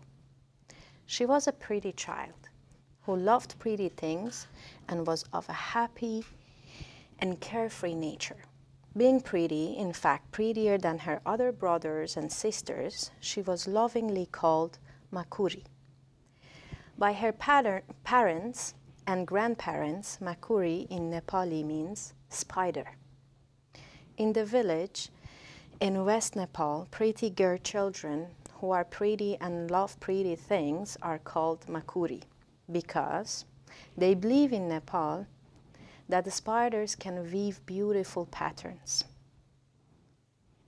As years went by, she grew up to be a really pretty girl, and when she was 17 years old, she was married off to a handsome young man from another village called Pandur, from the same district, Kaski. It takes about 8 hours to walk from Shidi to Pandur, and vice versa. They both belonged to the Brahman caste. In Hinduism, Brahmins are the highest caste. They are the priestly caste. In the village here in Nepal, people are very strict and custom conscious. The Brahmins, priests, are very, very orthodox. They are prohibited from drinking alcohol, eating pigs, chicken, buffalo, and also from eating in other homes, as it is believed the practice will defile them. Another custom is that though the Brahman man can take in another wife, the Brahman women cannot remarry. If she does, then she drops down from her caste, and she and her children born from her second union all become Jaisi, impure Brahmans, who cannot perform any priestly duties. Anyway, Makuri and her husband, Prajapati, were happily married and in years to come had 3 daughters. In a quick succession, Prajapati worked in a British-aided project nearby called Lumel, Agricultural Center in the horticultural section. Many Nepalis of different castes and from different societies worked in that project. The ex-army people and the educated Nepalis who worked there loved to drink and gamble.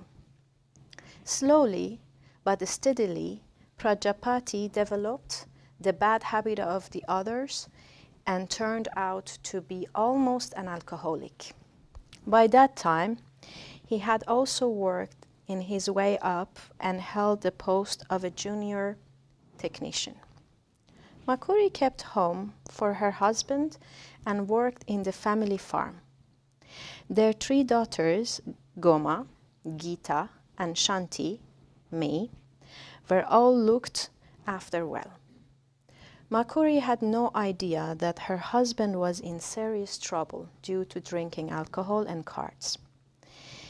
And like any rural woman, was happy for 2 meals, decent clothing, and a roof over her head and some little jewelry.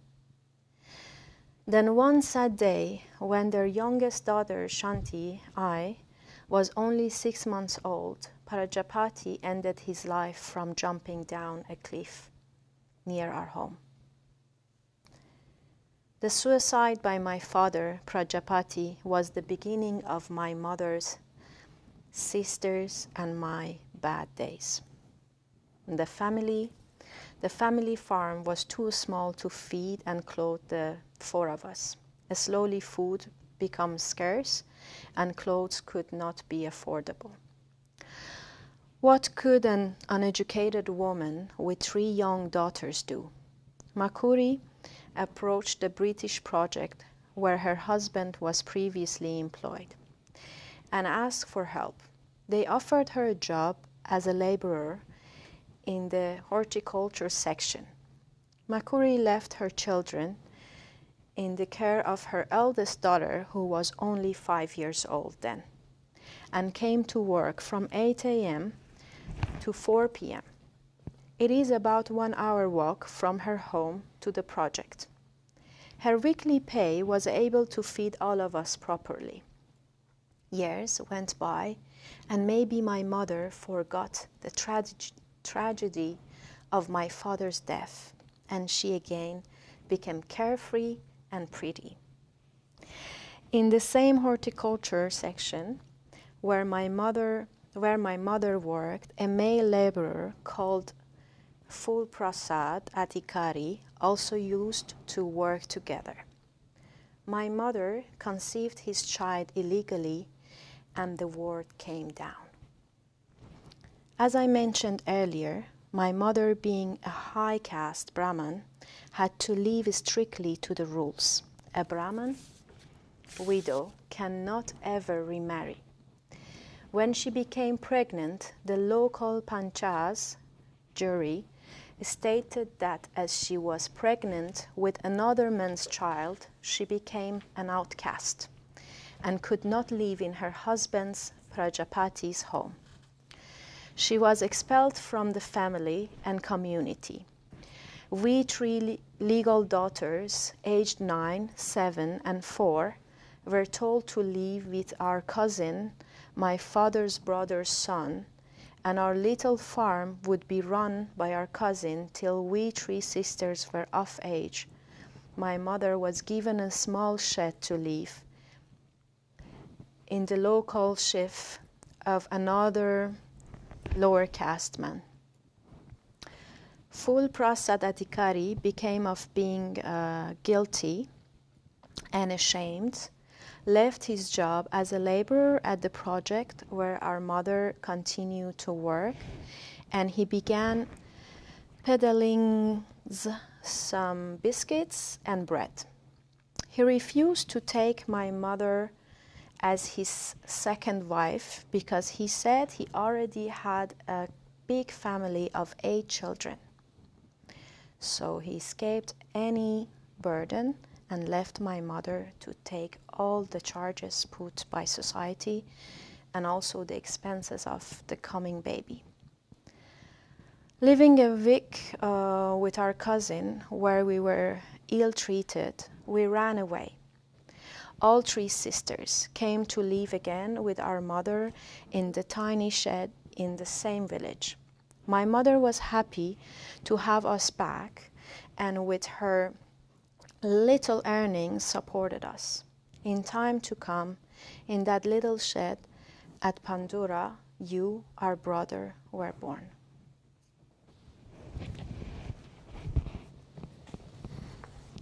November 2006. Dear family of Belgium, Namaste. We got news from Belgium last week. I hope everything is going well there. Sarah got a contract for 4 years, a job, and she will become a doctor. Congratulations to her. And I also came to know that Annelies became a teacher in Berlade, even in the class of the younger sister Maya. Congratulations to Annelies. Harry is doing well in his class. Also, he has a good character, and he makes good music with his friend. I hope he will become a good singer of the world. Maya is a small member of the family, and her study is also well. Mother, I'm very sad with your news, because you got often sick and operation on your nose. How is your health? Also, before some months, Father was also sick. How is his health now? Bert told us that George is well now. Dad, you should really control your load of work, and you must care of your health. Health is worth. Dear Daddy, Mommy, now I'm having a problem. In my family, my father and mother are often sick. Mother has been 10 days in hospital, and my father has been 1 month in hospital. He has an operation of the urine blade and the back. Still, he is in bed and he is having medicine. My vacation also finishes on November 6th, but I cannot attend my duty on fixed date because of my family's health.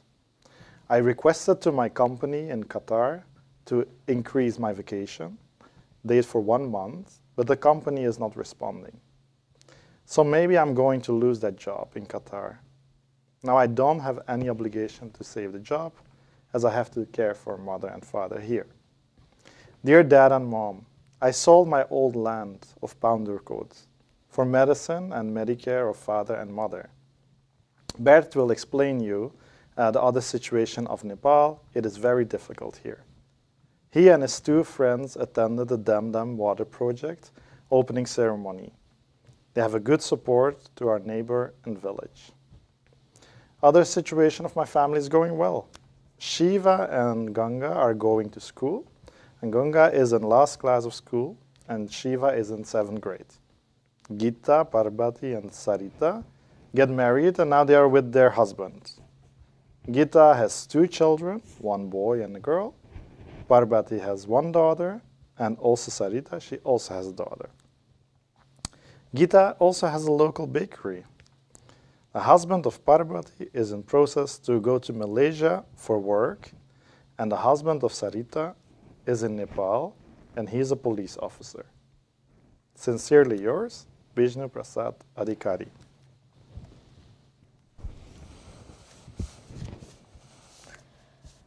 Dear son Hari, I am so glad to got your mail. We all are fine here. Hope you and all of there are fine. Hari, I got your every present for us and letter as well. Nothing have worrying matter. When I listened your letter, it make me one part happy and other is a little bit sad. You know why? Because I miss you very much. You are so far from me, but son, my love and bless are always to you. You live inside my heart. Sometime I miss you very much. Sometime I think it all are the game of luck. Anyway, here are all being well. And your Goma sister have been staying with me. It is true she got married with 1 man, but after some time he became fraud, selfish, and his behavior was dishonest. Nowadays, he is not with her. We don't know whether he is. And the toilet, bathroom and water not work properly because the people break our pipe of water and their behave is against for us. And about Dharapani, school teacher as well. Their treat is not well for us. They all are corrupted people. So, here I would like to inform you there is no meaning of help to the school of you. We'll send the scientific matter, they will sell and then full their pockets. So I would like you to avoid this purpose. If you want to help, so there is one people. He is like my son, like you. He is university student, but he is so poor. He needs the somebody help still. He studied there by donor, but it has been going to finish very soon. So please, if you would like to help, if you have a fund, such guy, please help him. Other side, he is our helper. He help us in any trouble situation. If you would like to contact him, please contact this mail and postal address as below. Email n_kumar_43@yahoo.com. Postal Narayan Kumar Bok, Dikur Ko Pokari, VDC 5, Pondor Gunti, District Kaski, Zone Gondari, West of Nepal. Or his university address is Narayan Kumar BKBB A-Level, Pokhara University, Management Campus, PO Box number 201.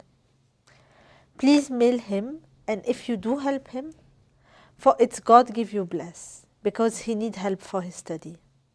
Son, there is another request to you. I am so curious to see you living place. If it is possible, please do it. At least be careful your future, your work.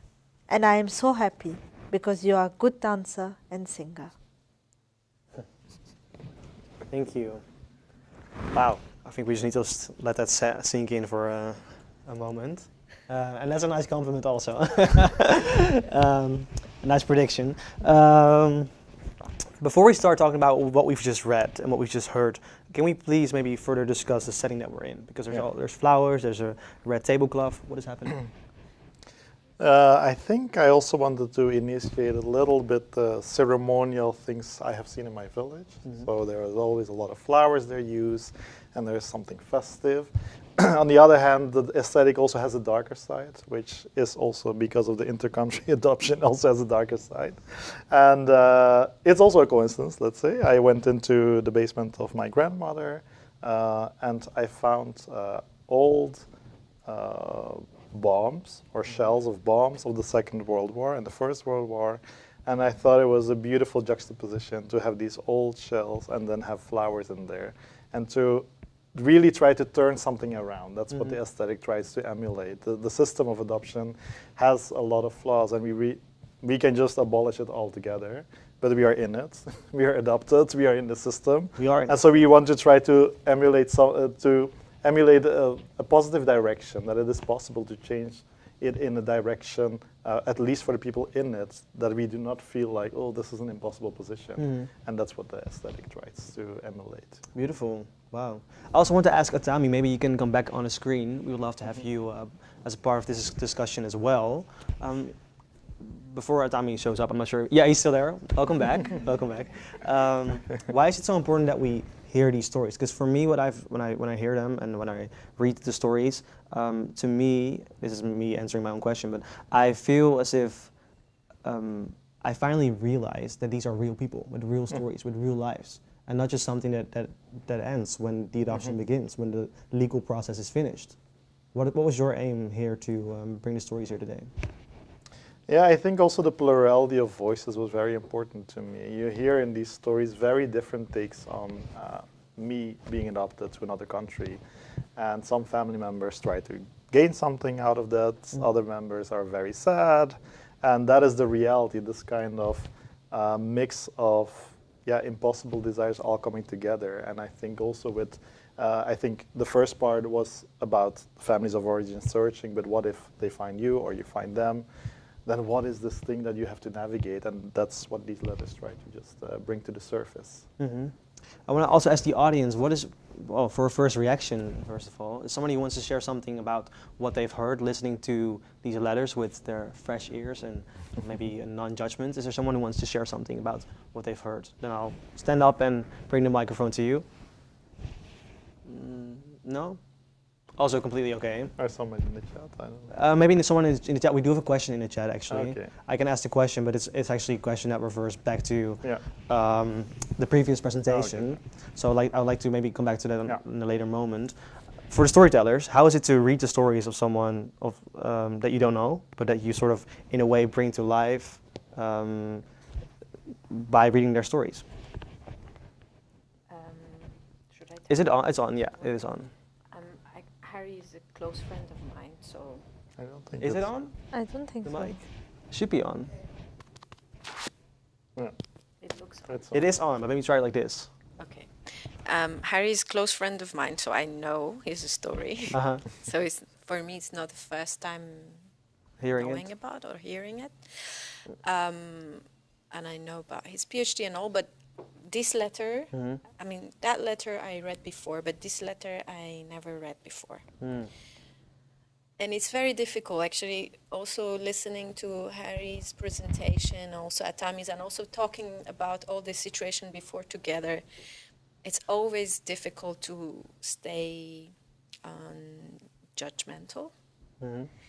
And of course, when I was reading this letter and I was asking also some words, if I can pronounce them right, and I get furious and very sad, you know, for the whole injustice situation. I mean, it's the first thing you get there, but as we've always talking about also, I try to step out of this first reaction, emotional feeling, which is also valid, but at the same time step out and just try to understand the situation as it is there and as it was there, not just from someone who knows better, who says like, this is, you know.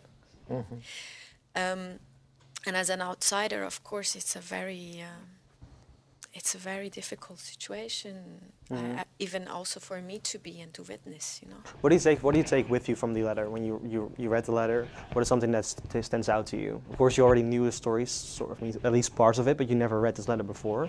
No, I didn't. What is something that sticks with you?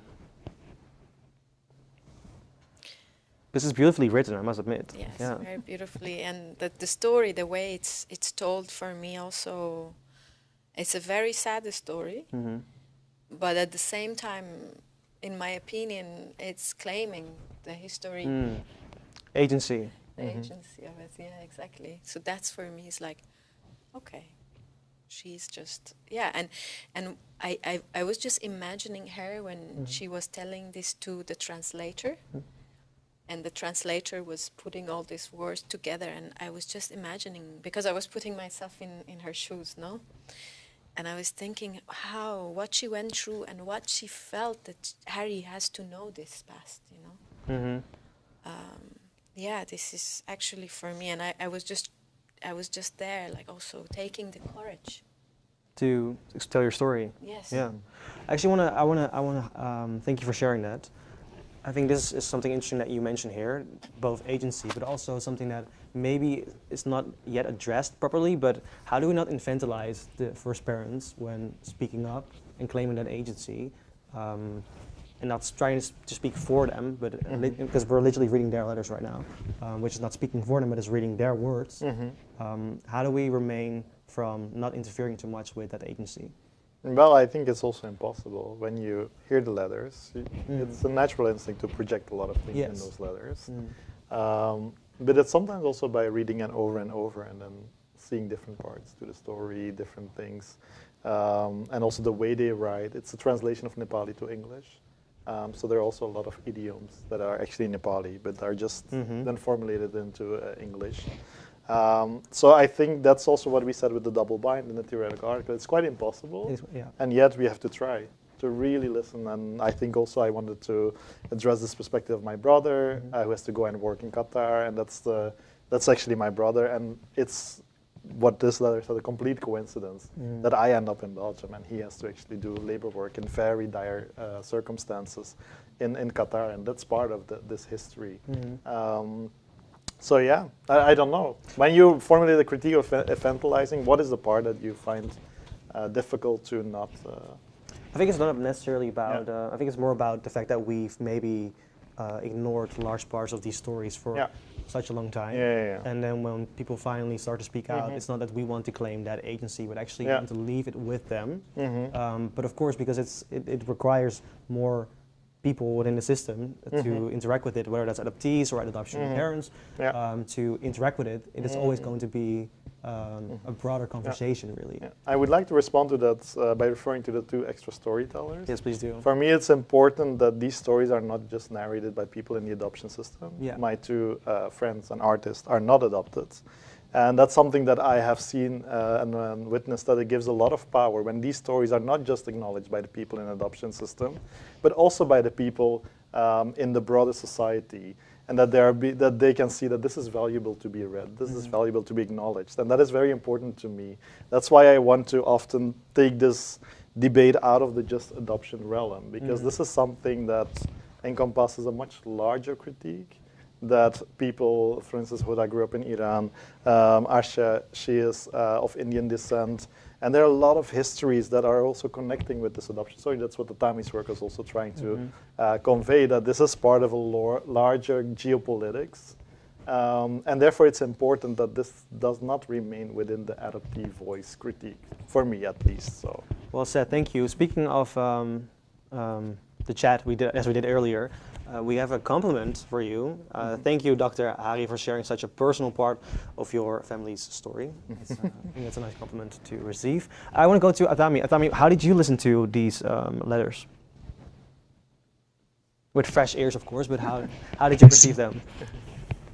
It was for me the first time also to hear the letters, so I was also really looking forward. I think there were some letters or some parts of the letters that also were really touching, like I think the first letter, for example, where they asked to write a letter back like immediately.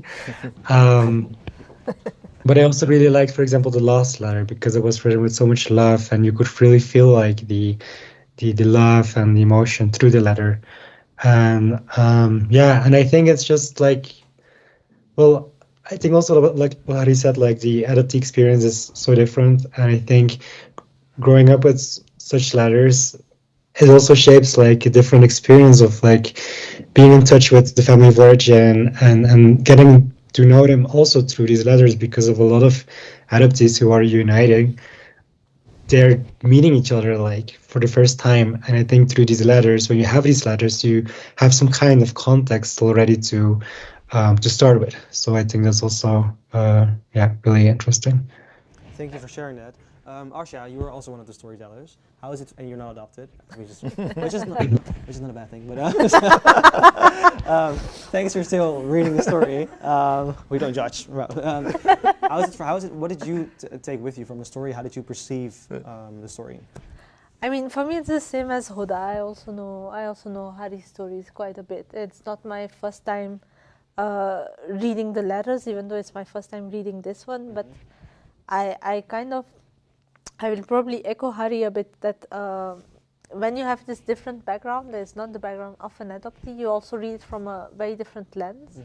And every time I read one of those stories, I read it from the lens of someone who is from India. Yeah. And so who can see a lot of recurrences also in the idioms and in the way of speaking English, and even in the way the script is written. Really the shapes of the letter, there are so many things that evoke this South Asian identity. And even when Hoda is speaking about Brahminism and panchayats, and all of those things also connect to a wider South Asian context that you project yourself in very quickly. And so those things are often quite powerful, because then it gives you this sort of like entry door to be able to, I guess, read some of the things that are being said, but at the same time so much escapes you of the specific context, and so much escapes you through the translation, and the fact that you can feel that this has gone through several voices, that there is someone translating, that the way of speaking is so different, and also that it's always a very emotional experience, because that there is so much being said, and I feel behind that you also feel that there is so much that people are unable to formulate in this specific format of a letter that has to go halfway across the world, and they're trying their best to be able to bridge that gap. Do you think shame plays a role in that? Because we did not yet really address, but there might be also a lot of societal shame in maybe having had your child being adopted, whether that's known or unknown. I want to ask you, Hari, what do you think? What kind of role do you think shame plays in this closed adoption system? For the first I think it's a very contradictory script. There might be a lot of shame when the child is small, but when the child grows up and reconnects, it also becomes a symbol of pride. And especially in the Nepali context, where a lot of the people, even if they're not adopted, are trying to go to the West to work or for economic means. And so to claim that your son is actually in Belgium, and to claim that within your community might give you some kind of credits, unearned, but some kind of credits. And I feel that it's especially in my father's part, or on his behalf, he is really trying to, bring that as an asset to his community. Which also you read a letter about a water distribution project that my Belgian family financed, and they financed a lot of things. And so it was such a contradictory thing that he then makes that into something that he can show off to his community. Which I understand, which on the other, from the other side, it also is a way of acknowledging me and acknowledging myself, but in a very weird way. And it's a critique that has also been formulated academically by people in Korea, where actually the Korean adoptee, when they return, are seen as a capital to society again, which means that they are not acknowledged for the trauma they're bringing, but they're just seen like, oh, you're a bridge to the West. So that's a very good way for us to go about your reunion with your family of origin. We'll support you, not because you feel torn inside, but because we believe that you're an asset to our nation. And that is a very contradictory script. And that to navigate that is quite complex, because you hear in every story, even my mom's story, there's this thing of like, I miss you, but then I also want you to send some money to another person, not to your dad, but to another person. And there's this constant play of different forces. So, and I do think for me that was an important critique to read in Korea, and it gave me also a lot of self-consciousness and power to. I was experiencing a very weird dynamic with my family, and also with Nepali society. Suddenly they acknowledge you, and then they tell you you're not Nepali, but then at the same time you're very welcome. I've heard that before. Yeah. Yes. So that is a very contradictory script that is coming out of that. So who's not acknowledging something there? Is it the feelings of the adoptee who might be carrying feelings or experiences of trauma very often, or is it also maybe too painful for the first parents to acknowledge that the decisions that they made or not made, it's not always very clear whether that's the case, have led to someone being torn inside. Yeah. So we just acknowledge you. But I think also that shame, it's a weird thing, but it also comes with a certain luxury. When you hear the story of my mother, there is no luxury of feeling shameful. And Huda only read one part of the story because I thought the second part may be a bit too dark. Okay. Because there it's literally about trying to remarry to another guy, to really get out of that oppression, and like she's outcasted and she's trying to find a way. And the fact that I am adopted is because then she has a man that decides to take her as his second wife. And then my brother is born, and then I cannot stay. And that was actually the part of the story. So there's this thing, and I think my mother is a very good witness in the story, that she does not feel shameful about it. It's a way of surviving in that society. And the adoption was somehow part of it. And I think my adoption, we can look at it maybe with rupture and some trauma that came with it. But on the other hand, my sisters, they had to go and work as maids in rich families in Nepal. So that is it's a similar script, but it's a very different route to go. And I think that's only what I realized after, and now I give my interpretation after I've listened to the letters. That sometimes it was difficult to understand, like, well, who is exactly my family in this story? And I think what I believe now after a long time is that the story that is being narrated is between me and my three sisters. Like they were there first with the first husband, then we are together, and we try to create this kind of bond, but it shatters because my mother has to survive in that society. And my sisters think it's a shame that she took on another husband, but for her it was inevitable to really survive in that society. Now she has a husband, and she lives there, and my younger brother is there, and all that. But the story is between me and my three sisters who have lost actually the notion of family. Because they had to go and work as maids, I had to go to Belgium, I got a new family. And I think what I want to do more, and in the future also, is more shedding lights on the stories of those three sisters, because they actually had to find their way in a Nepali society that is not friendly towards women, let's say. And they had to survive in a very different circumstances than I had to do. It requires a lot of understanding from both sides. Contextualized understanding. Are there any questions in the audience? Yes, okay, I'll welcome to you. Yeah, I was also wondering whether it's a bit personal, if that's okay.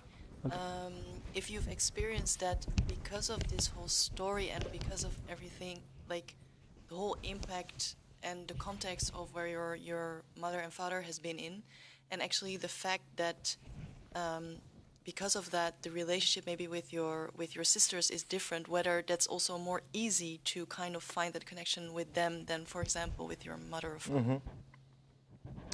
Actually, no, that might be a surprising answer. The relationship with my sisters is not that great, I must say, because I think we have all been impacted in a very different way.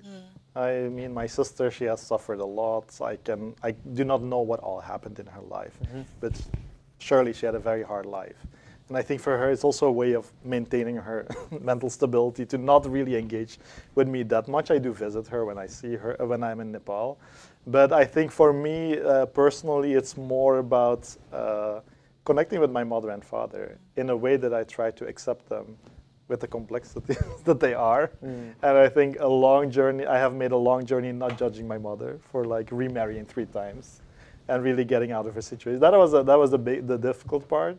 And with my father, I think it's easier because he has a certain status in Nepal, which I have to be very honest about. And he's from the higher caste, and it makes it much easier to claim a position there and to be his son in one way or another. But on the other hand, I've been there for months, and then you realize that although I want to create a bond with my 2 parents, it's impossible because in the end, I go back to Brussels, and then, for instance, I try to also tell them about my life in Brussels, and it comes down to certain basic things. They are like, oh my God, are you crazy? Are you spending that much to rent a house? You know, those kind of things. And it comes down to those very impossibilities of like, yeah, that's how life is. You can't relate to each other, really. Yeah. But does it, maybe this is a question that I want as a follow-up question, is it easier to maybe possibly resent your father because he's in a higher caste than it was to resent your mother because she had to do these things to survive? Yeah, exactly. And but I think there also we have to be honest as adoptees. We are also raised in Europe with certain expectations, and I think my mother remains a very difficult part in my life, which I have asked many people for advice how to deal with it, because it's so difficult. Yeah. Because although she has a new husband, but yeah, the start of my adoption lies there in that family, and all the perpetuated things of drama and instability they're going through. For instance, I can share about the current situation. My sister's husband is in Dubai. He is not being able to return from Dubai. He's stuck there. And then my little brother has a lot of debts, and mother has a lot of debts. And it's a vicious cycle. So that's for me very difficult to navigate there. And then with my father, I think what happened there, that's also inspired, and which I have also written in an article, inspired by Korean adoptees, what I found personally, but that's a very personal story. I thought my father, in a way, he got rid of me, but which I understand. But then I wanted to at least reclaim some agency in Nepal, and he helped me to get citizenship back in Nepal, those kind of things. And my Belgian parents also were agreeing with that kind of route I took, which was not easy for them as well, because legally I was again acknowledged by him as his son in Nepal, and I could get citizenship rights. So to me, that was my kind of thing, like, okay, maybe I need that from you, because in that story you have made certain choices, and it's very difficult to just ship away a child and not ask consent to the mother. I think that's something that you cannot forgive in that story. But on the other hand, it happened. So true. Yeah. Thanks for sharing that. I also think we have a question from the chat, so please allow me to read it. It starts by saying, I think that in transnational adoption, first families are many times minimized to poor people giving up their child. These letters shed a light that these poor families are so much more. They have a history, a personality, desires, and so on. I agree. I wondered if Hari and Atamhi tried to bring their findings to the adoption agencies or the people who are responsible for the adoption system. I think maybe the findings from the article as well. Yeah. Atamhi. Okay, you can hear me well? Yeah, we can hear you, yes. Yeah. So I think for me, it always has been important to, that research and science isn't really staying in academia, but that there always is some kind of transfer to... Thank you. Sure, go ahead. There is always kind of transfers to the people who are responsible working in the system.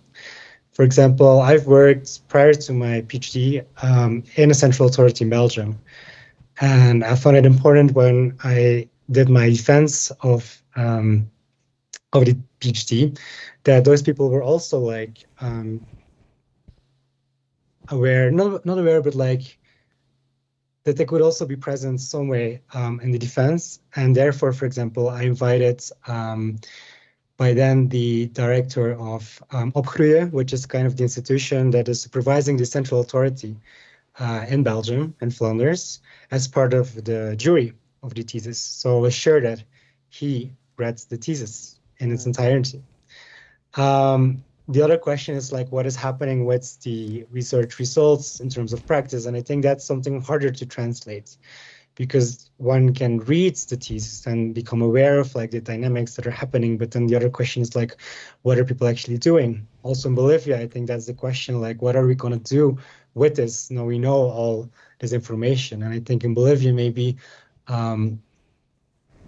it's time to also create some more awareness here around the system and about like the results of having this closed adoption system, and why we maybe should get rid of a closed adoption system, or why we should retain this in its entirety.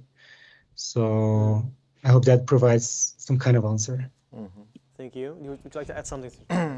Yeah, I think in general it's not that easy, as Atamhi said. We can indeed shed light on these perspectives, but how do you actually go about it? And Yeah. I think it took us also 5 years to understand what could we propose that is not just abolishing the system as we know it, but for instance, what we were referring to is maybe building capacity that they can also search for their children.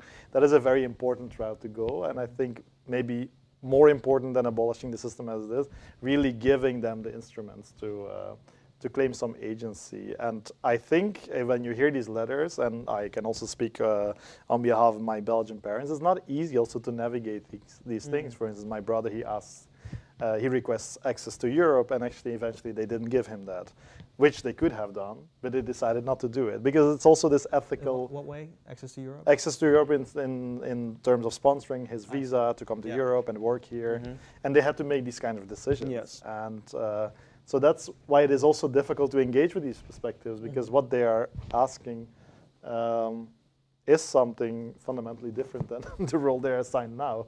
So that I think the first reaction might be like, oh, it's not possible, you know, we don't want to engage with it. Whereas it's more about like, yeah, maybe they're also just asking to be in touch with us, you know. Maybe they're asking for other kind of things, and it's not easy to read through that, you know. No, when you especially given the cultural differences. Yeah. Sometimes it's difficult to even reading the letters. I was wondering, could I ever truly read the letter, considering I won't understand all the details, the culturally sensitive. But then I told you that's the charm, because when we received the yes. letters, we could also not understand everything, and that's. I would rather like go that direction. We cannot understand everything. We can at least try to read it and what is coming out of that. You know? That is true. I was wondering if there's some adoptees maybe in the room today with us who, after hearing these letters, have a changed perception on first families, and maybe someone who wants to share something, if that's the case. No? Oh, good. Oh, good. I mean, for me, I think what it did is really brings them to life, and indeed see that they're much more than just people that we can erase in that sense. Let me see. I think what you've also concluded in the article is that the scholars, it's the scholars' responsibility to publish more, to research more, to make sure that we change the narrative. Both of you have done that. What is necessary in order for the academic world to change the discourse on social justice within in-country adoption? That is a very big question, but I think it would start with I think I would leave it to Atamhi to answer that question in the realm of adoption studies, because my realm is more educational studies. But I think from my perspective, it starts with also questioning our own frameworks. Do we believe that the way we are actually thinking about this is the only right way? And I think I had a conversation with one of the people, with one of the persons in the break, and it's also this thing that, for instance, my family, they're from the higher caste. They are used to maybe claiming agency through the written word, because they can also read and write in Nepali. But what happens to the indigenous communities in Nepal that cannot read and write these kind of things?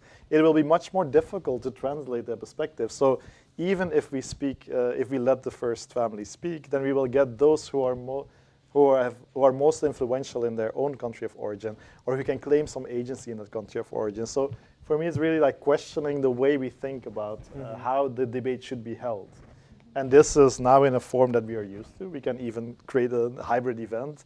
But what if it means literally, it doesn't go through the written word, and we have to be physically together, and we cannot speak with each other because we have a different language. So that becomes like really questioning that whole thing, how they should speak to us and how we will respond. You know? Yeah, so then maybe you create, right now the system is as much, they're at mercy of us reaching out to them, and we would like to change that. But that comes with, indeed, maybe creating these institutions they can go to, these searching institutions. It's about publishing academic work. I think also within, which we also touched upon, Atamhi, in the article, something new that is developing, I guess, are the social media. And that's something that they have rather more easy access to. And that could be something interesting, but also it's very difficult, slippery slope, how to deal with that, because it can be very invasive also to you. You suddenly receive some messages from people claiming to be your family, you know, like, so. But that's something that I see also some potential in. Because Atamhi, there is a family that actually utilized social media in the article, who were looking for their adopted child. Can you tell us a bit more about how that went? Yes. So I think it was third empirical section of the article where we discuss or describe the story of a brother who was looking for his sister. He knew only like in 2016, his mom told him that he had like a sister who was like only like a few years older than him. And the mother, when we talk about shame, was with a lot of shame telling the story, but she couldn't really handle anymore keeping it for herself. So she decided to tell her other son that she had a baby that was put in for adoption. When the brother knew, he was like, I'm going to help you trying to find the daughter or his sister. And he did that actually in various ways. He first tried to get some information about how the adoption went, which people were involved. There were some family members involved as well. And I think what is important also when we talk about like having the resources and having the knowledge is that this brother, he is educated as a lawyer. So he has actually like a lot of, how do you say, like he is able to talk with institutions, to write letters, and that's also what he did to get information from hospitals, to get information from other places, to get more details about like his mom giving birth of this child, for example. But in the end, he found the adoption intermediary who was responsible for the adoption. And as this person wasn't really collaborative with the search, he kind of checked through her social media to see like if there is any adoptive family, perhaps friends with this intermediary. And he found like a few families, Facebook profiles where there was a child who was racially different than the parents. And at one moment he thought like, okay, I think I found my sister. He found a family, and the girl in the family, according to him, had some similarities with his mother. So he reached out to her also through social media. He found like other information, like contact information to reach out to her. So he wrote like an email or letter, telling a little bit about himself, about his story, but he never received an answer. And in the end, because here again, and that's always like the red threads throughout all these stories, is because we found him because the adoptee asked us to look for her family. And because of that, we found the brother. Well, the brother was actually still waiting for an answer of this adoptee. He thought it was a sister, because in the end, the person he contacted wasn't his sister. So he kind of thought he found her, but he didn't. And when we found the brother, he was also like, not questioning, but like he also wanted to know, like, are you sure? Because I think I actually found my sister and I think it's her. Yeah. Then I showed him like the birth certificate we had from the sister, naming the name of the mother. And then for him, it was a confirmation, okay, it's actually her. And he was really happy that they were finally in touch after trying to search for 4 years. So can I ask you on a personal level, because you are part of these search missions, finding, reuniting biological families with adopted children and their adoptive families, but you're also adopted yourself. How is it to be part of that dynamic for you? I think it's important to point out that I haven't really found my family because I don't have enough information to find my family. And I think that was for me the start of like thinking, if I don't find my family, I just want to know like how are these families, or who are these families who have given up their children for adoption, or whose children have been put into adoption. And I think that was for me the basis of writing this research project. And I think throughout doing this research project, I also was able to understand more of my own adoption story. I kind of briefly sketched out like the adoption history in Bolivia, and I could kind of see like, okay, I was adopted between these adoption regulations, like could know like what was happening at the time. And I think that also gave me on a personal level some answers. But I think for me, it was also important because I know how important it is, or it might be for other adoptees to find their families. And when doing this study, I was kind of getting to know other people working in the system or working outside of the system, but who could play a role in finding information. So I felt like if I cannot find my family, maybe I can help other people in finding their families. Wow. And I think that was for me the motivation to do so, because if you have the knowledge, if you have the power, then why not using it? And I think that for me was also part of doing academic research. For me, it's not just writing and describing and analyzing and putting some theories on it. I just wanted to also contribute to some kind of social change, contribute and these families to get to reunite. And I think that's what convinced me in doing so. And I think by knowing many families, I think, and that's also what Harry refers to, it's very complex and it's not like poverty plays a role, but it's not the reason. There are a lot of other factors that also play a role. There are sometimes family dynamics that play a role, and it's just so much more complex. And I think with the research we did together and with the article, it's just going beyond this imagery of having these families of origin as just as the victims, because that's not the case.